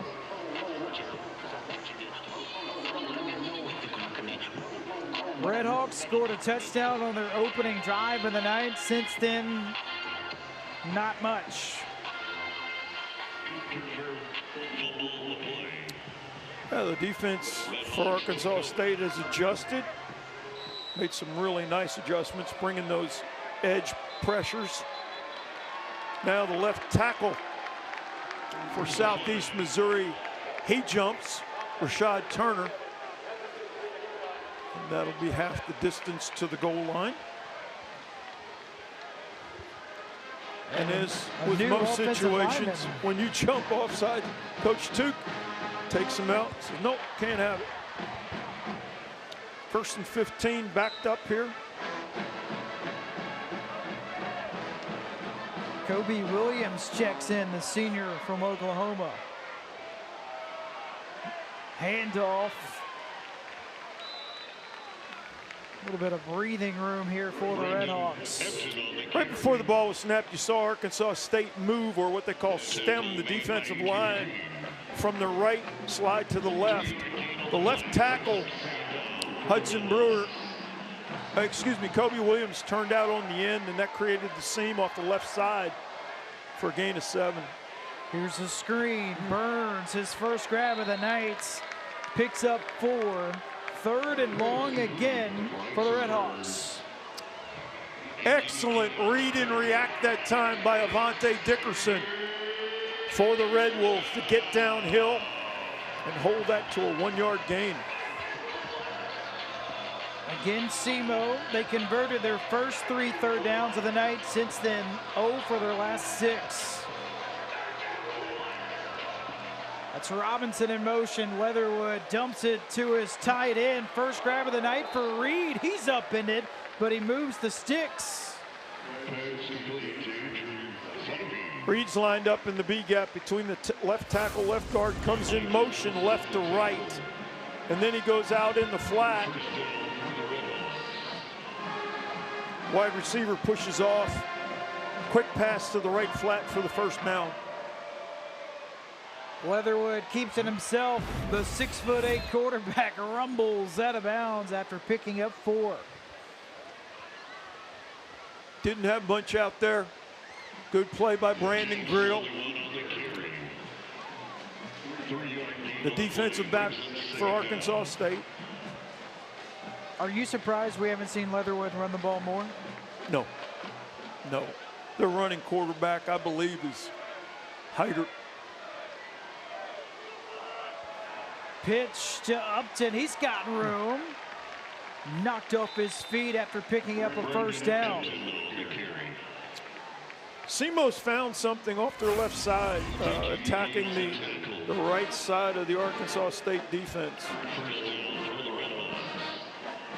They had success with this in the first quarter, running to that left side.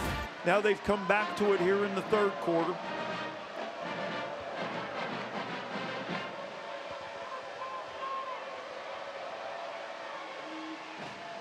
Another quick hitter. Catch is made. Nice spin move and picking up a first down. It's Cam Robinson. A gain of 13 for the Central Arkansas transfer. And a lot of that came after the catch right here. Cam Robinson running the flat route, but he runs through 2 would-be tacklers and spins his way upfield for the first down. Nice run. Upton back on the ground. Tunnels for a gain of 2. Simo trying to go tempo now. Chisholm, their tight end, back in. 6'1", 270. That's a big tight end right there, number 33. He had the fumble in the first half that Arkansas State scored a touchdown off of.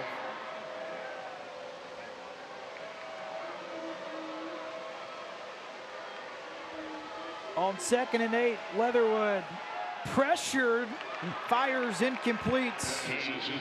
Right through the hands of Donnie Cheers. Arkansas State playing a little bit of 2-deep coverage right there. Cheers tries to come inside, and the ball's thrown behind him. Oh, 3rd and 8. Got to get off the field here. Big down for Arkansas State. Who does Leatherwood target on 3rd and 8? He sets up a screen to Brown, and Brown has a long way to go. He stays on his feet, finally stopped at the 45. He'll be a couple yards short. Excellent pursuit by the Arkansas State defense. Nigel Nelson, number 22, remember that name. True freshman, does a nice job of getting out there, has had a great preseason camp for the Red Wolves on defense. Simo going for it. Brown with the handoff, he earns the first down. Wow. Remember, they were 2nd in FCS last year on 4th down conversions. They're now 2 for 2 tonight. Yep. They start off running to the left side. The back does a nice job of sliding to the right.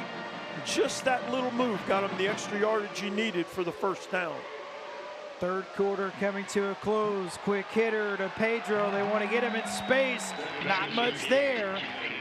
Tackle made by Dickerson. Avante Dickerson does a great job of staying outside the blocker, defeating the blocker, and then dipping his shoulder and coming underneath to make that tackle. Great play by Dickerson to hold that to a 1-yard gain. Yes, it was his first year at Arkansas State. He's an Oregon and Utah State transfer. On the final play of the third quarter, a running play for Upton. He picks up 4. That'll wrap up the third quarter. Simo marching the ball down the football field. They will have 3rd and short. When we return to Jonesboro, Arkansas State has a 35-10 lead.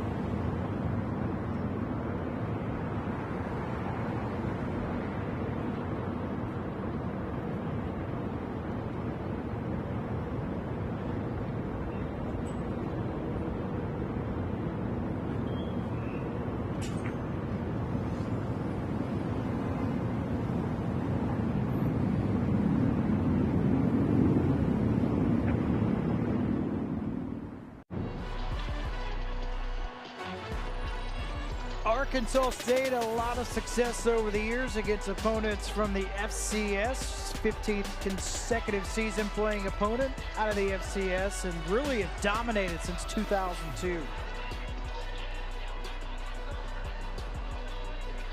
For the Red Hawks, every single time they played an FBS opponent, they've all been on the road. Their only win against an FBS team was against Middle Tennessee in 2002. So on 3rd and 5, the Red Hawks keep the ball on the ground. And in this spot of the field, this could be 4-down territory. No doubt.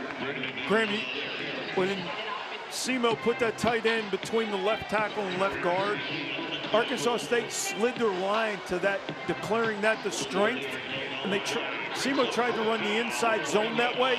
Arkansas State was ready for it. It's huge right here.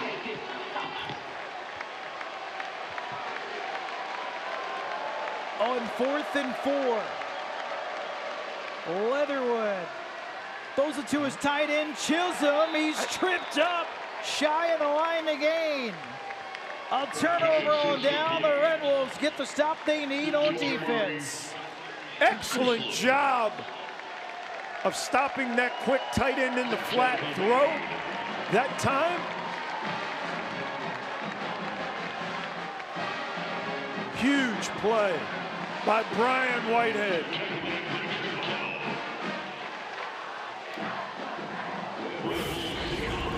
So the Red Wolf defense comes up with a huge stop.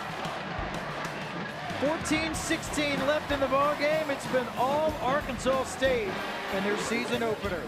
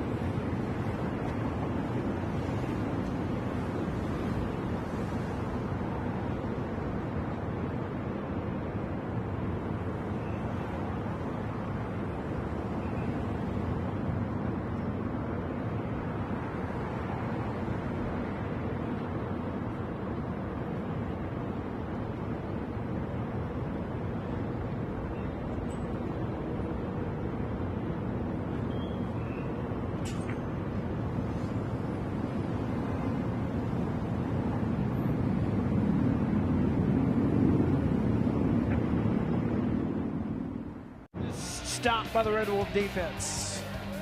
Well, Semo's trying to get the big tight end Chisholm out into the flat quickly, but Trayton Yohe does a great job of coming off and making that play short of the first down. Great stop by Arkansas State. It was a heck of a read and heck of a reaction. Rayner stays in the game. Looks like he wants to take a shot. Still on his feet.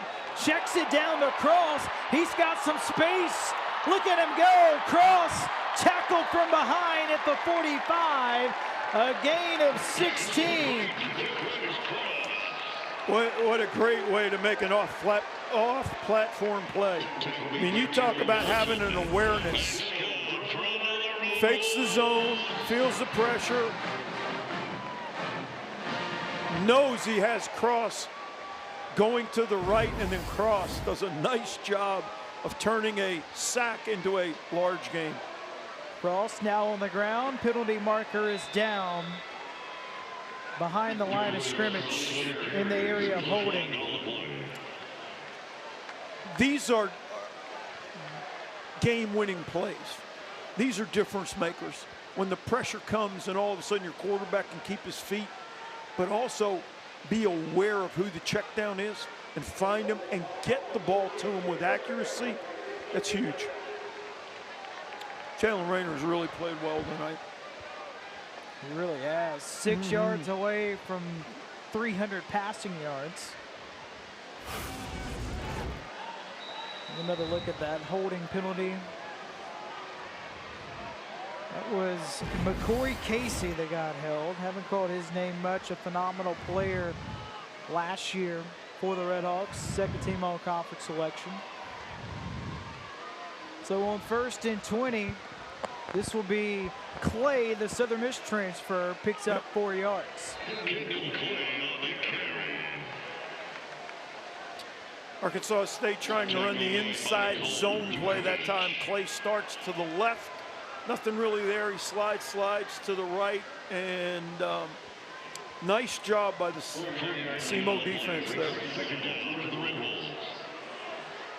Rayner zips it over the middle. He's got his tight end, Little, knocked off his feet at the 31. This is the 6th career 300-yard passing game for Jalen Rayner. Seamer out to Little. He's on the right side.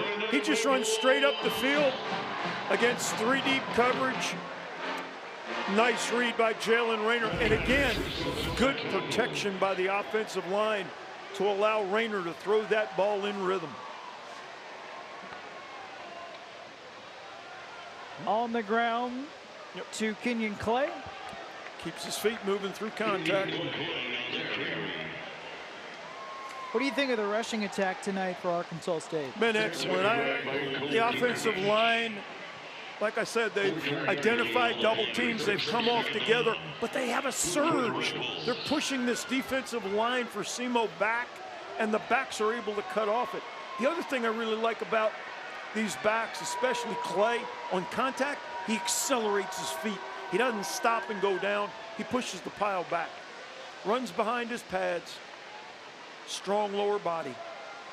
Here he is again. Nice move for the Southern Miss transfer. Wow. An 8-yard gain moves the chains for Arkansas State. Eyes and feet work together. Eyes and feet. His eyes are in there. He's looking. He sees it. He slides right. Keeps his feet moving. Slides right again. Gets upfield for the first down. Excellent job of running the football by Clay. Again, well blocked up front.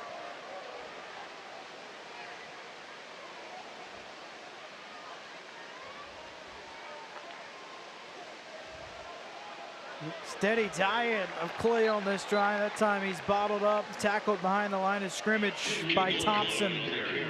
That, I think, was a misread by Jalen Rayner. When the end comes hard, comes flat down the line there, if Jalen Rayner keeps the football on that, he's wide open to the end zone. And Rayner kind of knew it. When he saw the end go, he kind of shook his hand and missed it. See what he does here on 2nd and 14.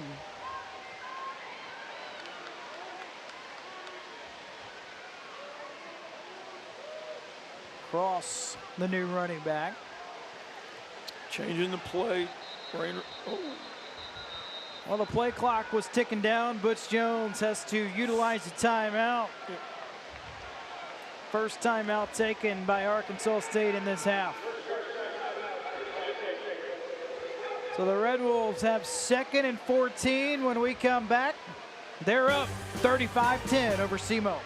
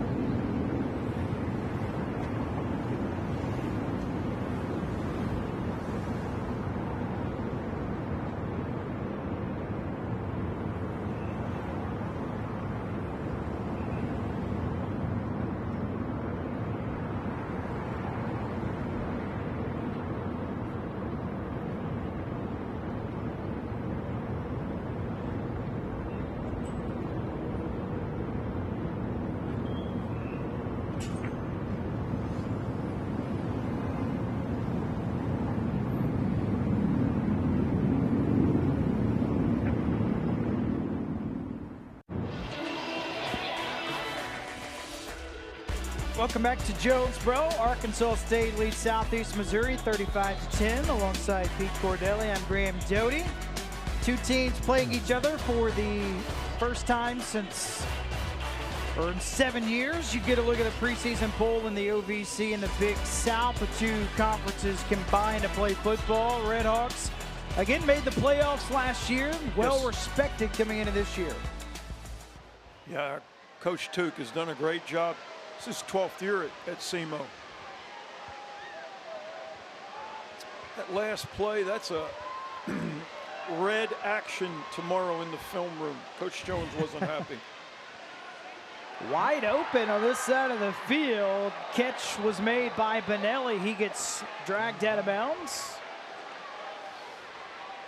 SEMO comes with a blitz off the edge right here.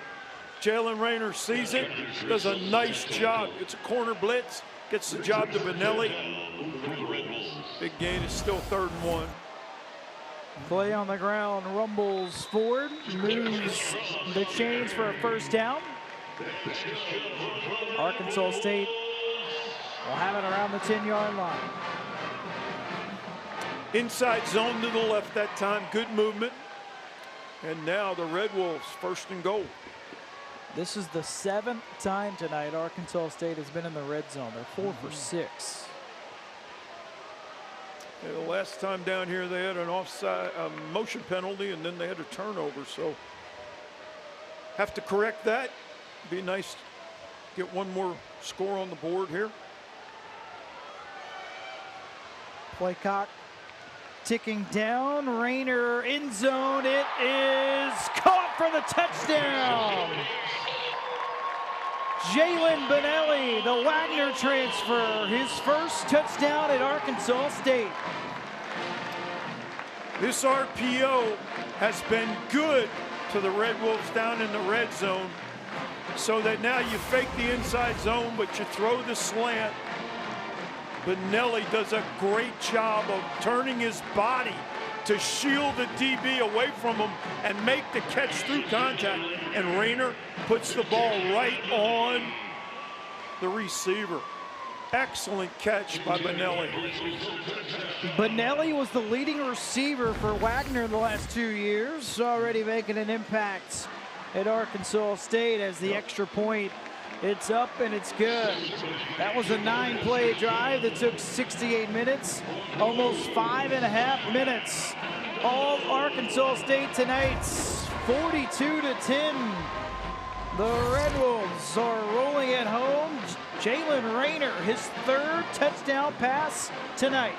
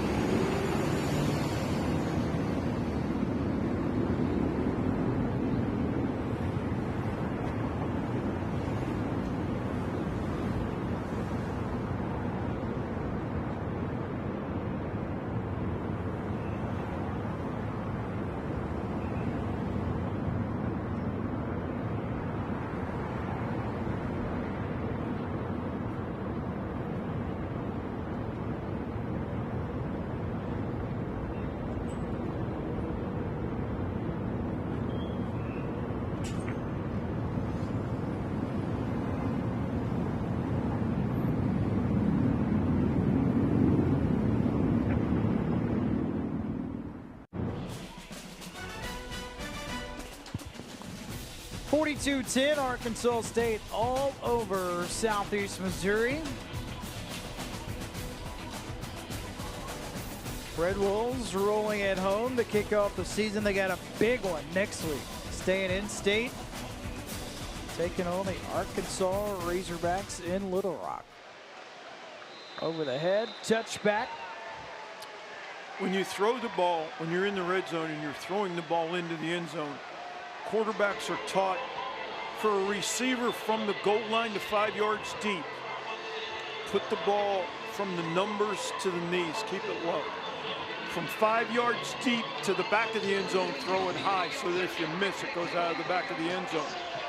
But from the goal line to 5 yards, keep it low so the receiver can shield his body, use his body as a shield between the defender and the ball. Benelli did that perfectly right there. But Rayner put the ball right on the numbers. So there's a way to throw the football into the end zone.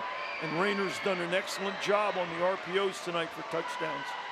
Here's a play action. Leatherwood connects with Cam Pedro. Boy, what a difference from the first quarter. Red Hawks had a scoring drive on their first drive of the night. Since then, since the first quarter, only 77 total yards. Wow. It's a credit to this Arkansas State defense and the adjustments they've made. Leatherwood checks it down. Caught by Westerfelt, his first catch in the second half. He had 3 catches in the first quarter. You know, with 8 minutes and 15 seconds to go, or even before that, 8:30, you want to keep the ball in front of you. Don't take any chances in the secondary. And make them throw the underneath route, the short route. There's another one. Good break on the ball that time by the defender. He's looking for his tight end. Yep. McGehee with the coverage. The Marshall transfer. McGehee had an excellent break on the ball to knock the ball loose on contact. That's what you want out of your DBs. Identify your nearest threat, get to them, run through them, and knock the ball loose. McGehee did that right there. Identify your most dangerous threat. Here comes the blitz. Yeah. Pocket holds up, a dart over the middle. Catch made by Donnie Cheers. Cheers inside the 10, he's gone. The first touchdown pass in the career for Jax Leatherwood goes for 60 to Donnie Cheers. Leatherwood with the motion, man, going right to left. He identified the blitz, and then they had a crosser coming back, left to right. Leatherwood put it on the receiver, and the safeties didn't react quick enough.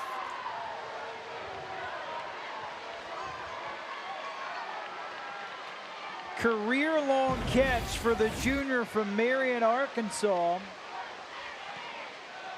His previous was 31. He doubles it up on that catch alone. The extra point is good. A quick scoring drive for Southeast Missouri. 4 plays, 75 yards. It took 65 seconds. So remember, since the first quarter, they had 77 total yards. They have 75 on that drive. Yeah, they almost doubled it. But for Donnie Cheers, Marion, Arkansas guy, like you said, that's huge for him coming home. Now, this is not a time to relax, especially on special teams. You got to watch the ball and how it's placed. Boy, Cheers does a nice job watching the replay of turning back to catch the ball over his right shoulder and then show some speed to get to the end zone. All right, watch the ball on the tee. See if this kicker is going to try to onside it or sky kick it. Be aware, you have to see the ball off the tee. If you are one of these first front line guys, first 4 guys up front, and the 2 behind. See the ball kicked. See what the Red Hawks want to do here. They will kick it deep. That's Keller. Okay. Fair catch made, so the Arkansas State will have it from their own 25.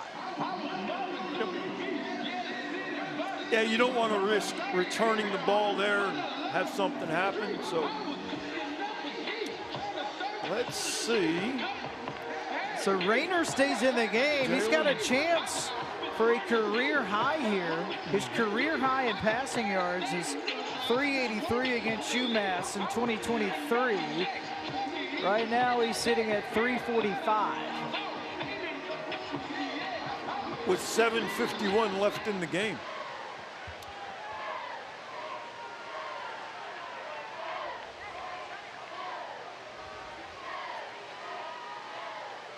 Arkansas State keeps it on the ground.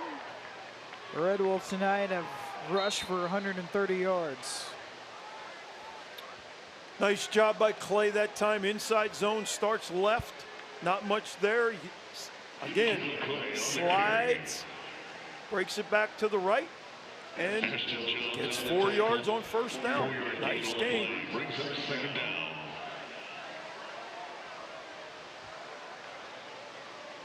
Let's see if Rayner's going to let the play clock get down under 10 before he snaps it. Yeah, he doesn't look to be in a hurry, does he? Nope. Nope. On 2nd and 6, another handoff to Kenyon Clay. Look at him keeping the legs churning. Whistle finally blown. He picks up 5. It'll be 3rd and a yard. Big thing is, when you get into the scrum now, he starts up, bounces it left. See how he gets both hands over the football? High and tight, protect it with both hands, because these guys on defense are trying to grab, pull, punch, whatever they can to create a turnover. Good ball security by Clay right there.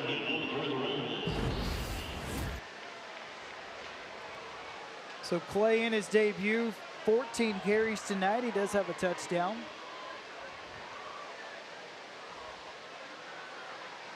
An extra tight end for Arkansas State. They feed Clay, and Clay converts the 3rd and 1. Myers at center. Saxton at guard. Watson at right tackle. Right side gets movement. Nice job to get the first down.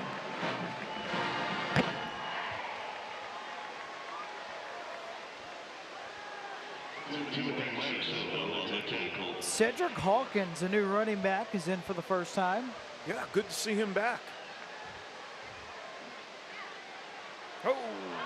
Rayner's in trouble here.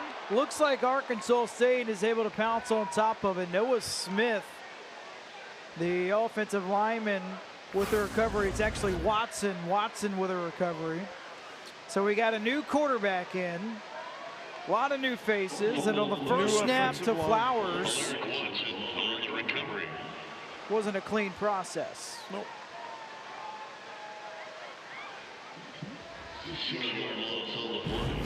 So Josh Flowers in for the first time tonight. Redshirt freshman from Mobile, Alabama. Look, he wanted to pass. Instead, he will take off. Flowers gets back close to the original line of scrimmage, and a late flag is thrown. A Red Hawk defensive player loses his helmet.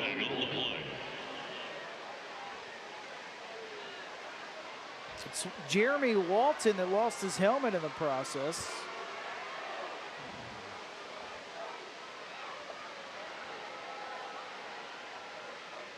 I believe it might be hands to the face on an Arkansas State blocker.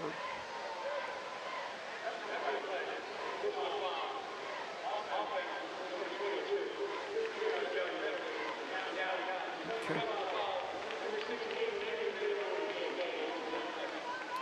Yeah, personal foul. You get your hands up around the face mask and the helmet comes off. Let's see if we can see it on the replay. No, it's a little bit wider than the camera angle, so.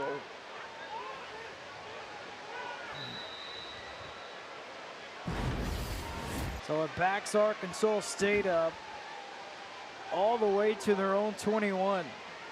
It's 3rd and 26. Flowers keeps it himself, and the redshirt freshman works his way up to the 29. So not a lot of punts tonight. Nope. For Arkansas State. This will just be their 2nd one this evening, which is a good thing. That's encouraging right there. Good way to start. Under 5 minutes remaining in this 4th quarter. See the left-footed punter, Jackson Waller. Movement at the line of scrimmage.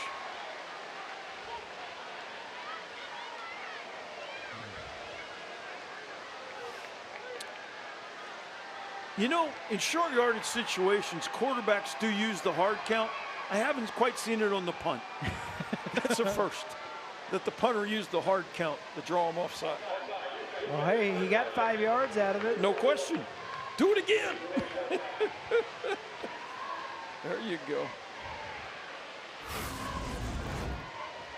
So here's that hard count.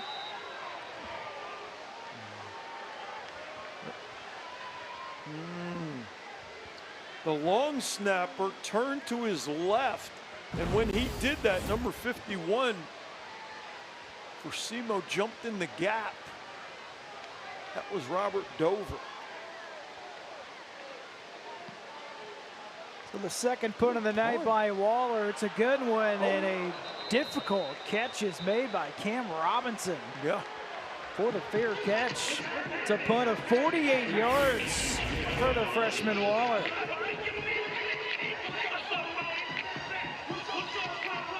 And a break for Simo there that Robinson was able to make that catch. Yeah, that could have been disastrous if he slips and the ball goes towards the end zone.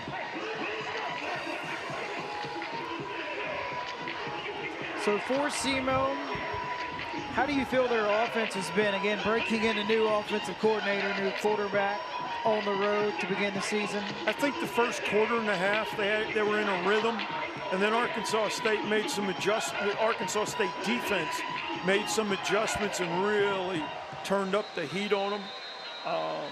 And until that last long touchdown pass, I think they've been dominated by the Arkansas State defense. But when they get into conference play, they're a talented team. It's going to be interesting to see how they do when they get into conference play. Yeah, made the playoffs last year. They threw 85 passes in their playoff game a season ago. Yep. So what's coming up for Southeast Missouri? So after tonight, the Redhawks, they will have their home opener against North Alabama. They played North Dakota State for the first time in program history on September 13th. Yeah, that'll be a big game. That's huge. Traveling up there to play the Bison.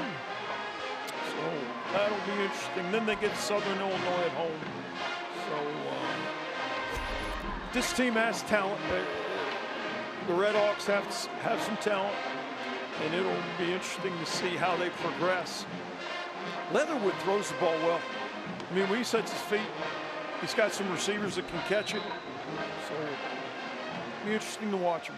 And you saw the upcoming schedule for Arkansas State. The Razorbacks up next in Little Rock. Here's Pedro. He's been quiet tonight. Their leading receiver from a year ago. Picks up a couple. Yeah, Arkansas State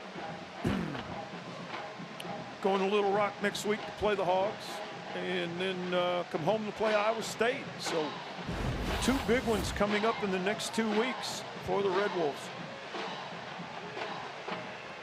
There you see first-year offensive coordinator John Holtz.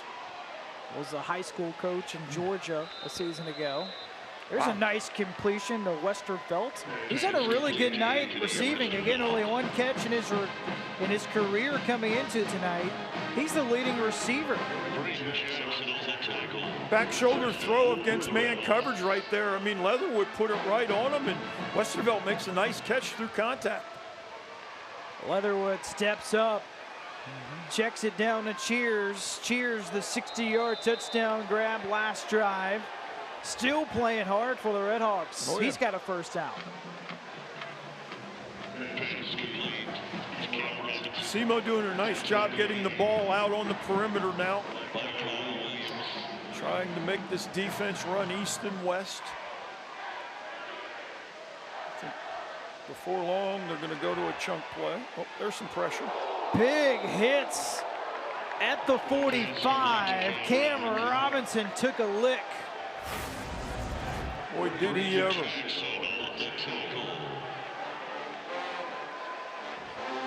Welcome to Jonesboro, says Braden Jackson. Yeah, and the guy who got pressure there, number 97, was Tony Carter, a freshman defensive end from Lipscomb Academy in Nashville, Tennessee, who had the opportunity to coach 3 years ago. We've reached the 2-minute timeouts in Jonesboro. We'll step aside. 42-17, Arkansas State ahead of Southeast Missouri.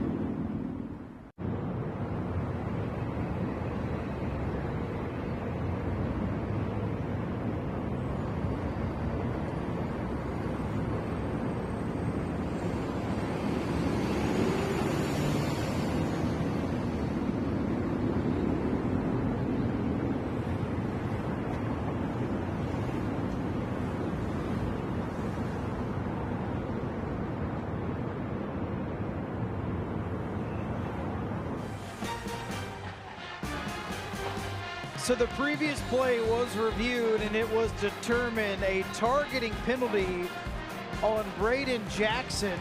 That is significant because he will be unavailable to play the first half of next weekend's game against Arkansas. When Braden Jackson leaves his feet, as you can see right here, he lowers his head and hits the receiver with the top of his helmet, and then his right arm comes up. So unfortunate, but yeah, he'll miss the first half next week.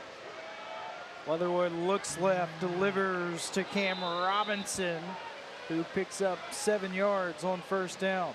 But he doesn't get out of bounds, so the clock keeps running. 5th catch of the night for Robinson.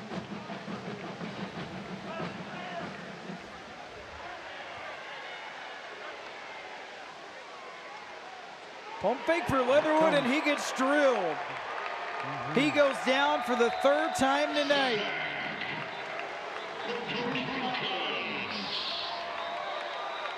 Drew Collins, the first one to him. Collins does a great job of getting upfield and then bending to the quarterback. Most of the time, when guys like that get up the field, they get pushed by the quarterback. He does a super job of bending back down to hit the quarterback from behind. Excellent recovery and bend to the ball. Timeout taken by the Red Hawks. They got one left. They are facing 3rd and 9. When the ends have gotten just a little wider on these the defensive ends have gotten a little wider on these offensive tackles, the offensive tackles from SEMO have had a hard time kick-stepping, trying to get out and slow down the speed rush. The left tackle got an initial push, but man, that was an excellent recovery by Collins to get back inside. He's a redshirt freshman. What's been the biggest thing that has stood out to you tonight? Just the efficiency. You know, once you go through the first quarter, but I mean, take the opening drive, go down and score, and then the defense, new coordinator, new guys. But once they settled in, it's been how efficient all 3 phases have played. Not only a new coordinator, but the youngest coordinator at the FBS level. Yep. Leatherwood over the middle, delivers another strike, this time to Cam Pedro.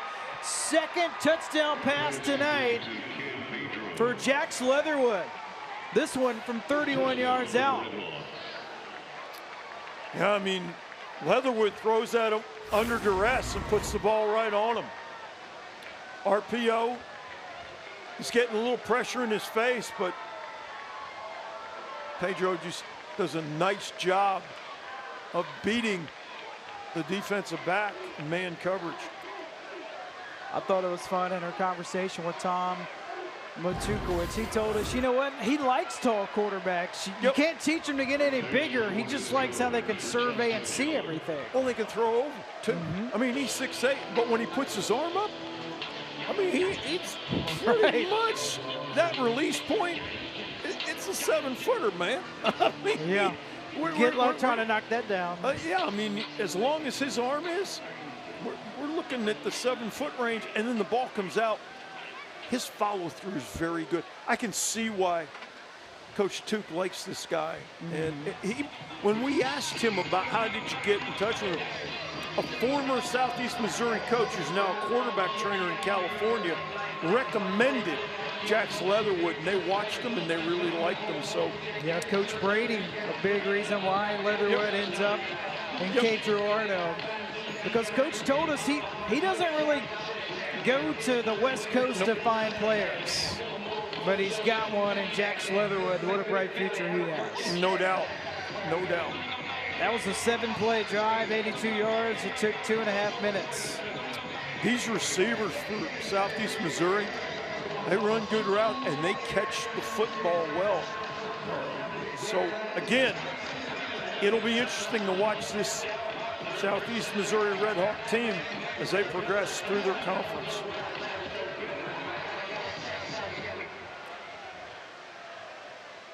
Fair catch signal. Yep. With 1:23 remaining in the ball game. Well, if this is it for Jalen Rayner, what a night for him. 26 for 32, 345 yards, and 3 touchdown passes. What a night. What a night. And again, in the red zone, the RPOs, the slants for touchdowns. I mean, he was right on the money throwing the football, but third-year guy in the system. And Coach Heckendorf has called a heck of a game for him, but the improvement of the offensive line has been huge tonight. So Flowers back out there. Did not start the last drive, came in the middle of it. He begins this one with a handoff for a gain of about 6. Well, Butch Jones told us he wanted to figure out what he had on both sides of the football. He's got to be pretty pleased, all things considering, tonight, especially with a big game looming next week in Little Rock. He's getting an opportunity to look at a lot of guys tonight here in the fourth quarter, but that's because the first team offense, first team defense, again, settled in and got comfortable with their plan and executed at a high level. I'm really impressed with this offensive line. How many coaches have said, that you've interviewed, well, the game's won in the trenches? Everyone. 99, 9/10% of them, right? It's a cliche for a reason, right? No question. And so, when need be, the offensive line took over and got it done. Oh. Option play not in sync, and the ball bounces out of bounds. It'll be a loss of 2. And since the ball goes out of bounds, the clock stops with 8 seconds. Fourth down for the Red Wolves. See the reaction from Butch Jones. A lot to be pleased about, but also he feels they can probably clean some stuff up here or there as they get ready for week 2. There are a lot of teaching moments off this first game tape. I promise you there'll be a lot of teaching moments. That's one of them right there. The back may have been a little bit too far in front of the quarterback on the pitch relationship.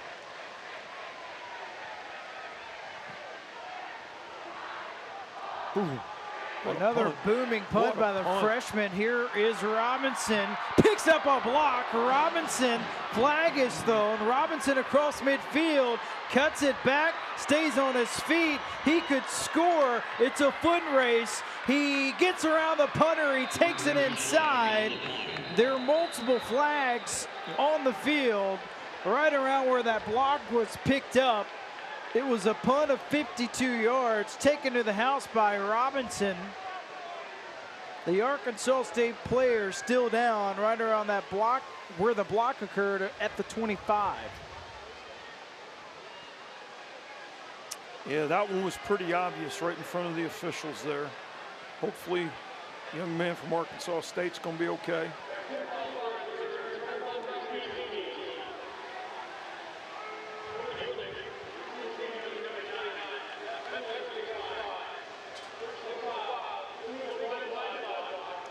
Blindside block is what the call is.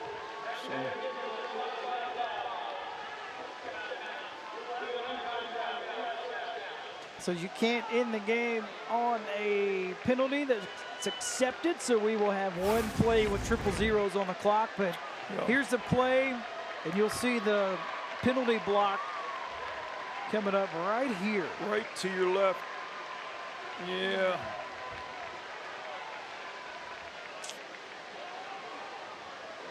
That was Drew Nicholson. That's the long snapper as well. So I can see why Coach Jones is upset, but Drew Nicholson, number 41, is the deep snapper. You can see him running. Yeah. You can't afford to lose your long snapper. No. Those guys, people don't understand how important that guy is to the operation of your kicking game. His accuracy, his timing. There's some guys in the National Football League making a lot of money because they are so good and so consistent with their snaps and the operation of that snap hold kick for extra point field goal. And also on the punt. So again, we will have one final play, an untimed down after the accepted penalty that took the punt return for a touchdown off the board from Robinson.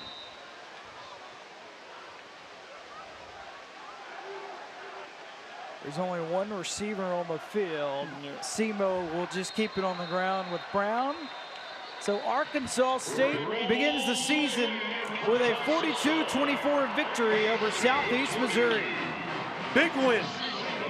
Again, first game, a lot of unknowns, especially with all the first-year players in the program. And this is exciting from the standpoint of watching Jalen Rayner operate this offense with Corey Rucker.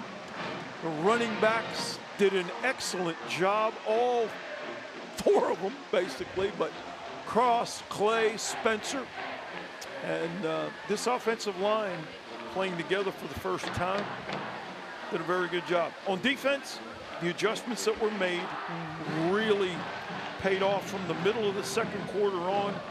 Coach McCarley started bringing edge pressure, and these guys were flying around. I think there was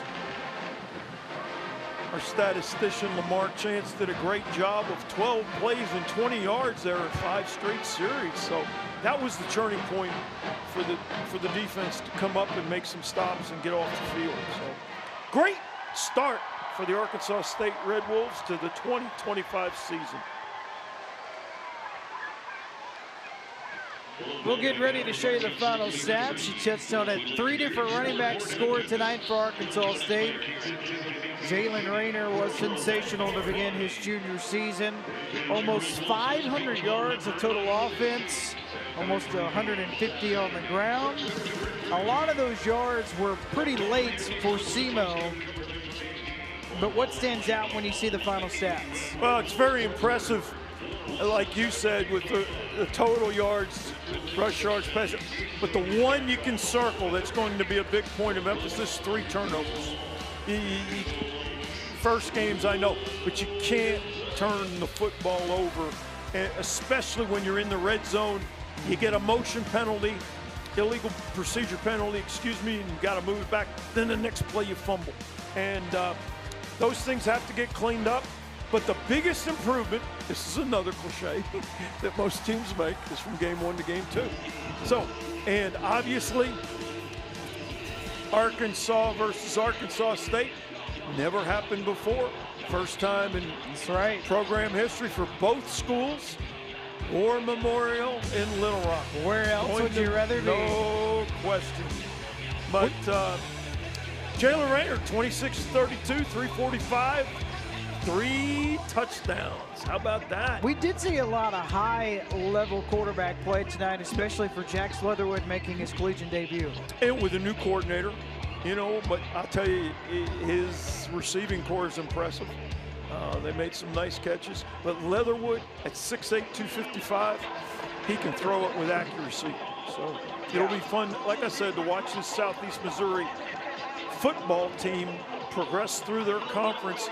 And Coach Tuke, he's had him in the playoffs the last few years. I wouldn't expect anything less from this team going forward. And for Jalen Rayner, how valuable is it for Arkansas State where you have a 3rd-year quarterback that just plays at a high level like that? Well, the great thing you got, you know, we saw him walk up, change the play a number of times, the protections, know where he's going, and just feeling really comfortable of understanding what's trying to get done with the play call, where he might get pressure. So he's made a lot of progress, but my goodness. Let's sit it down on the field. Darryl Green is with the winning head coach, Butch Jones.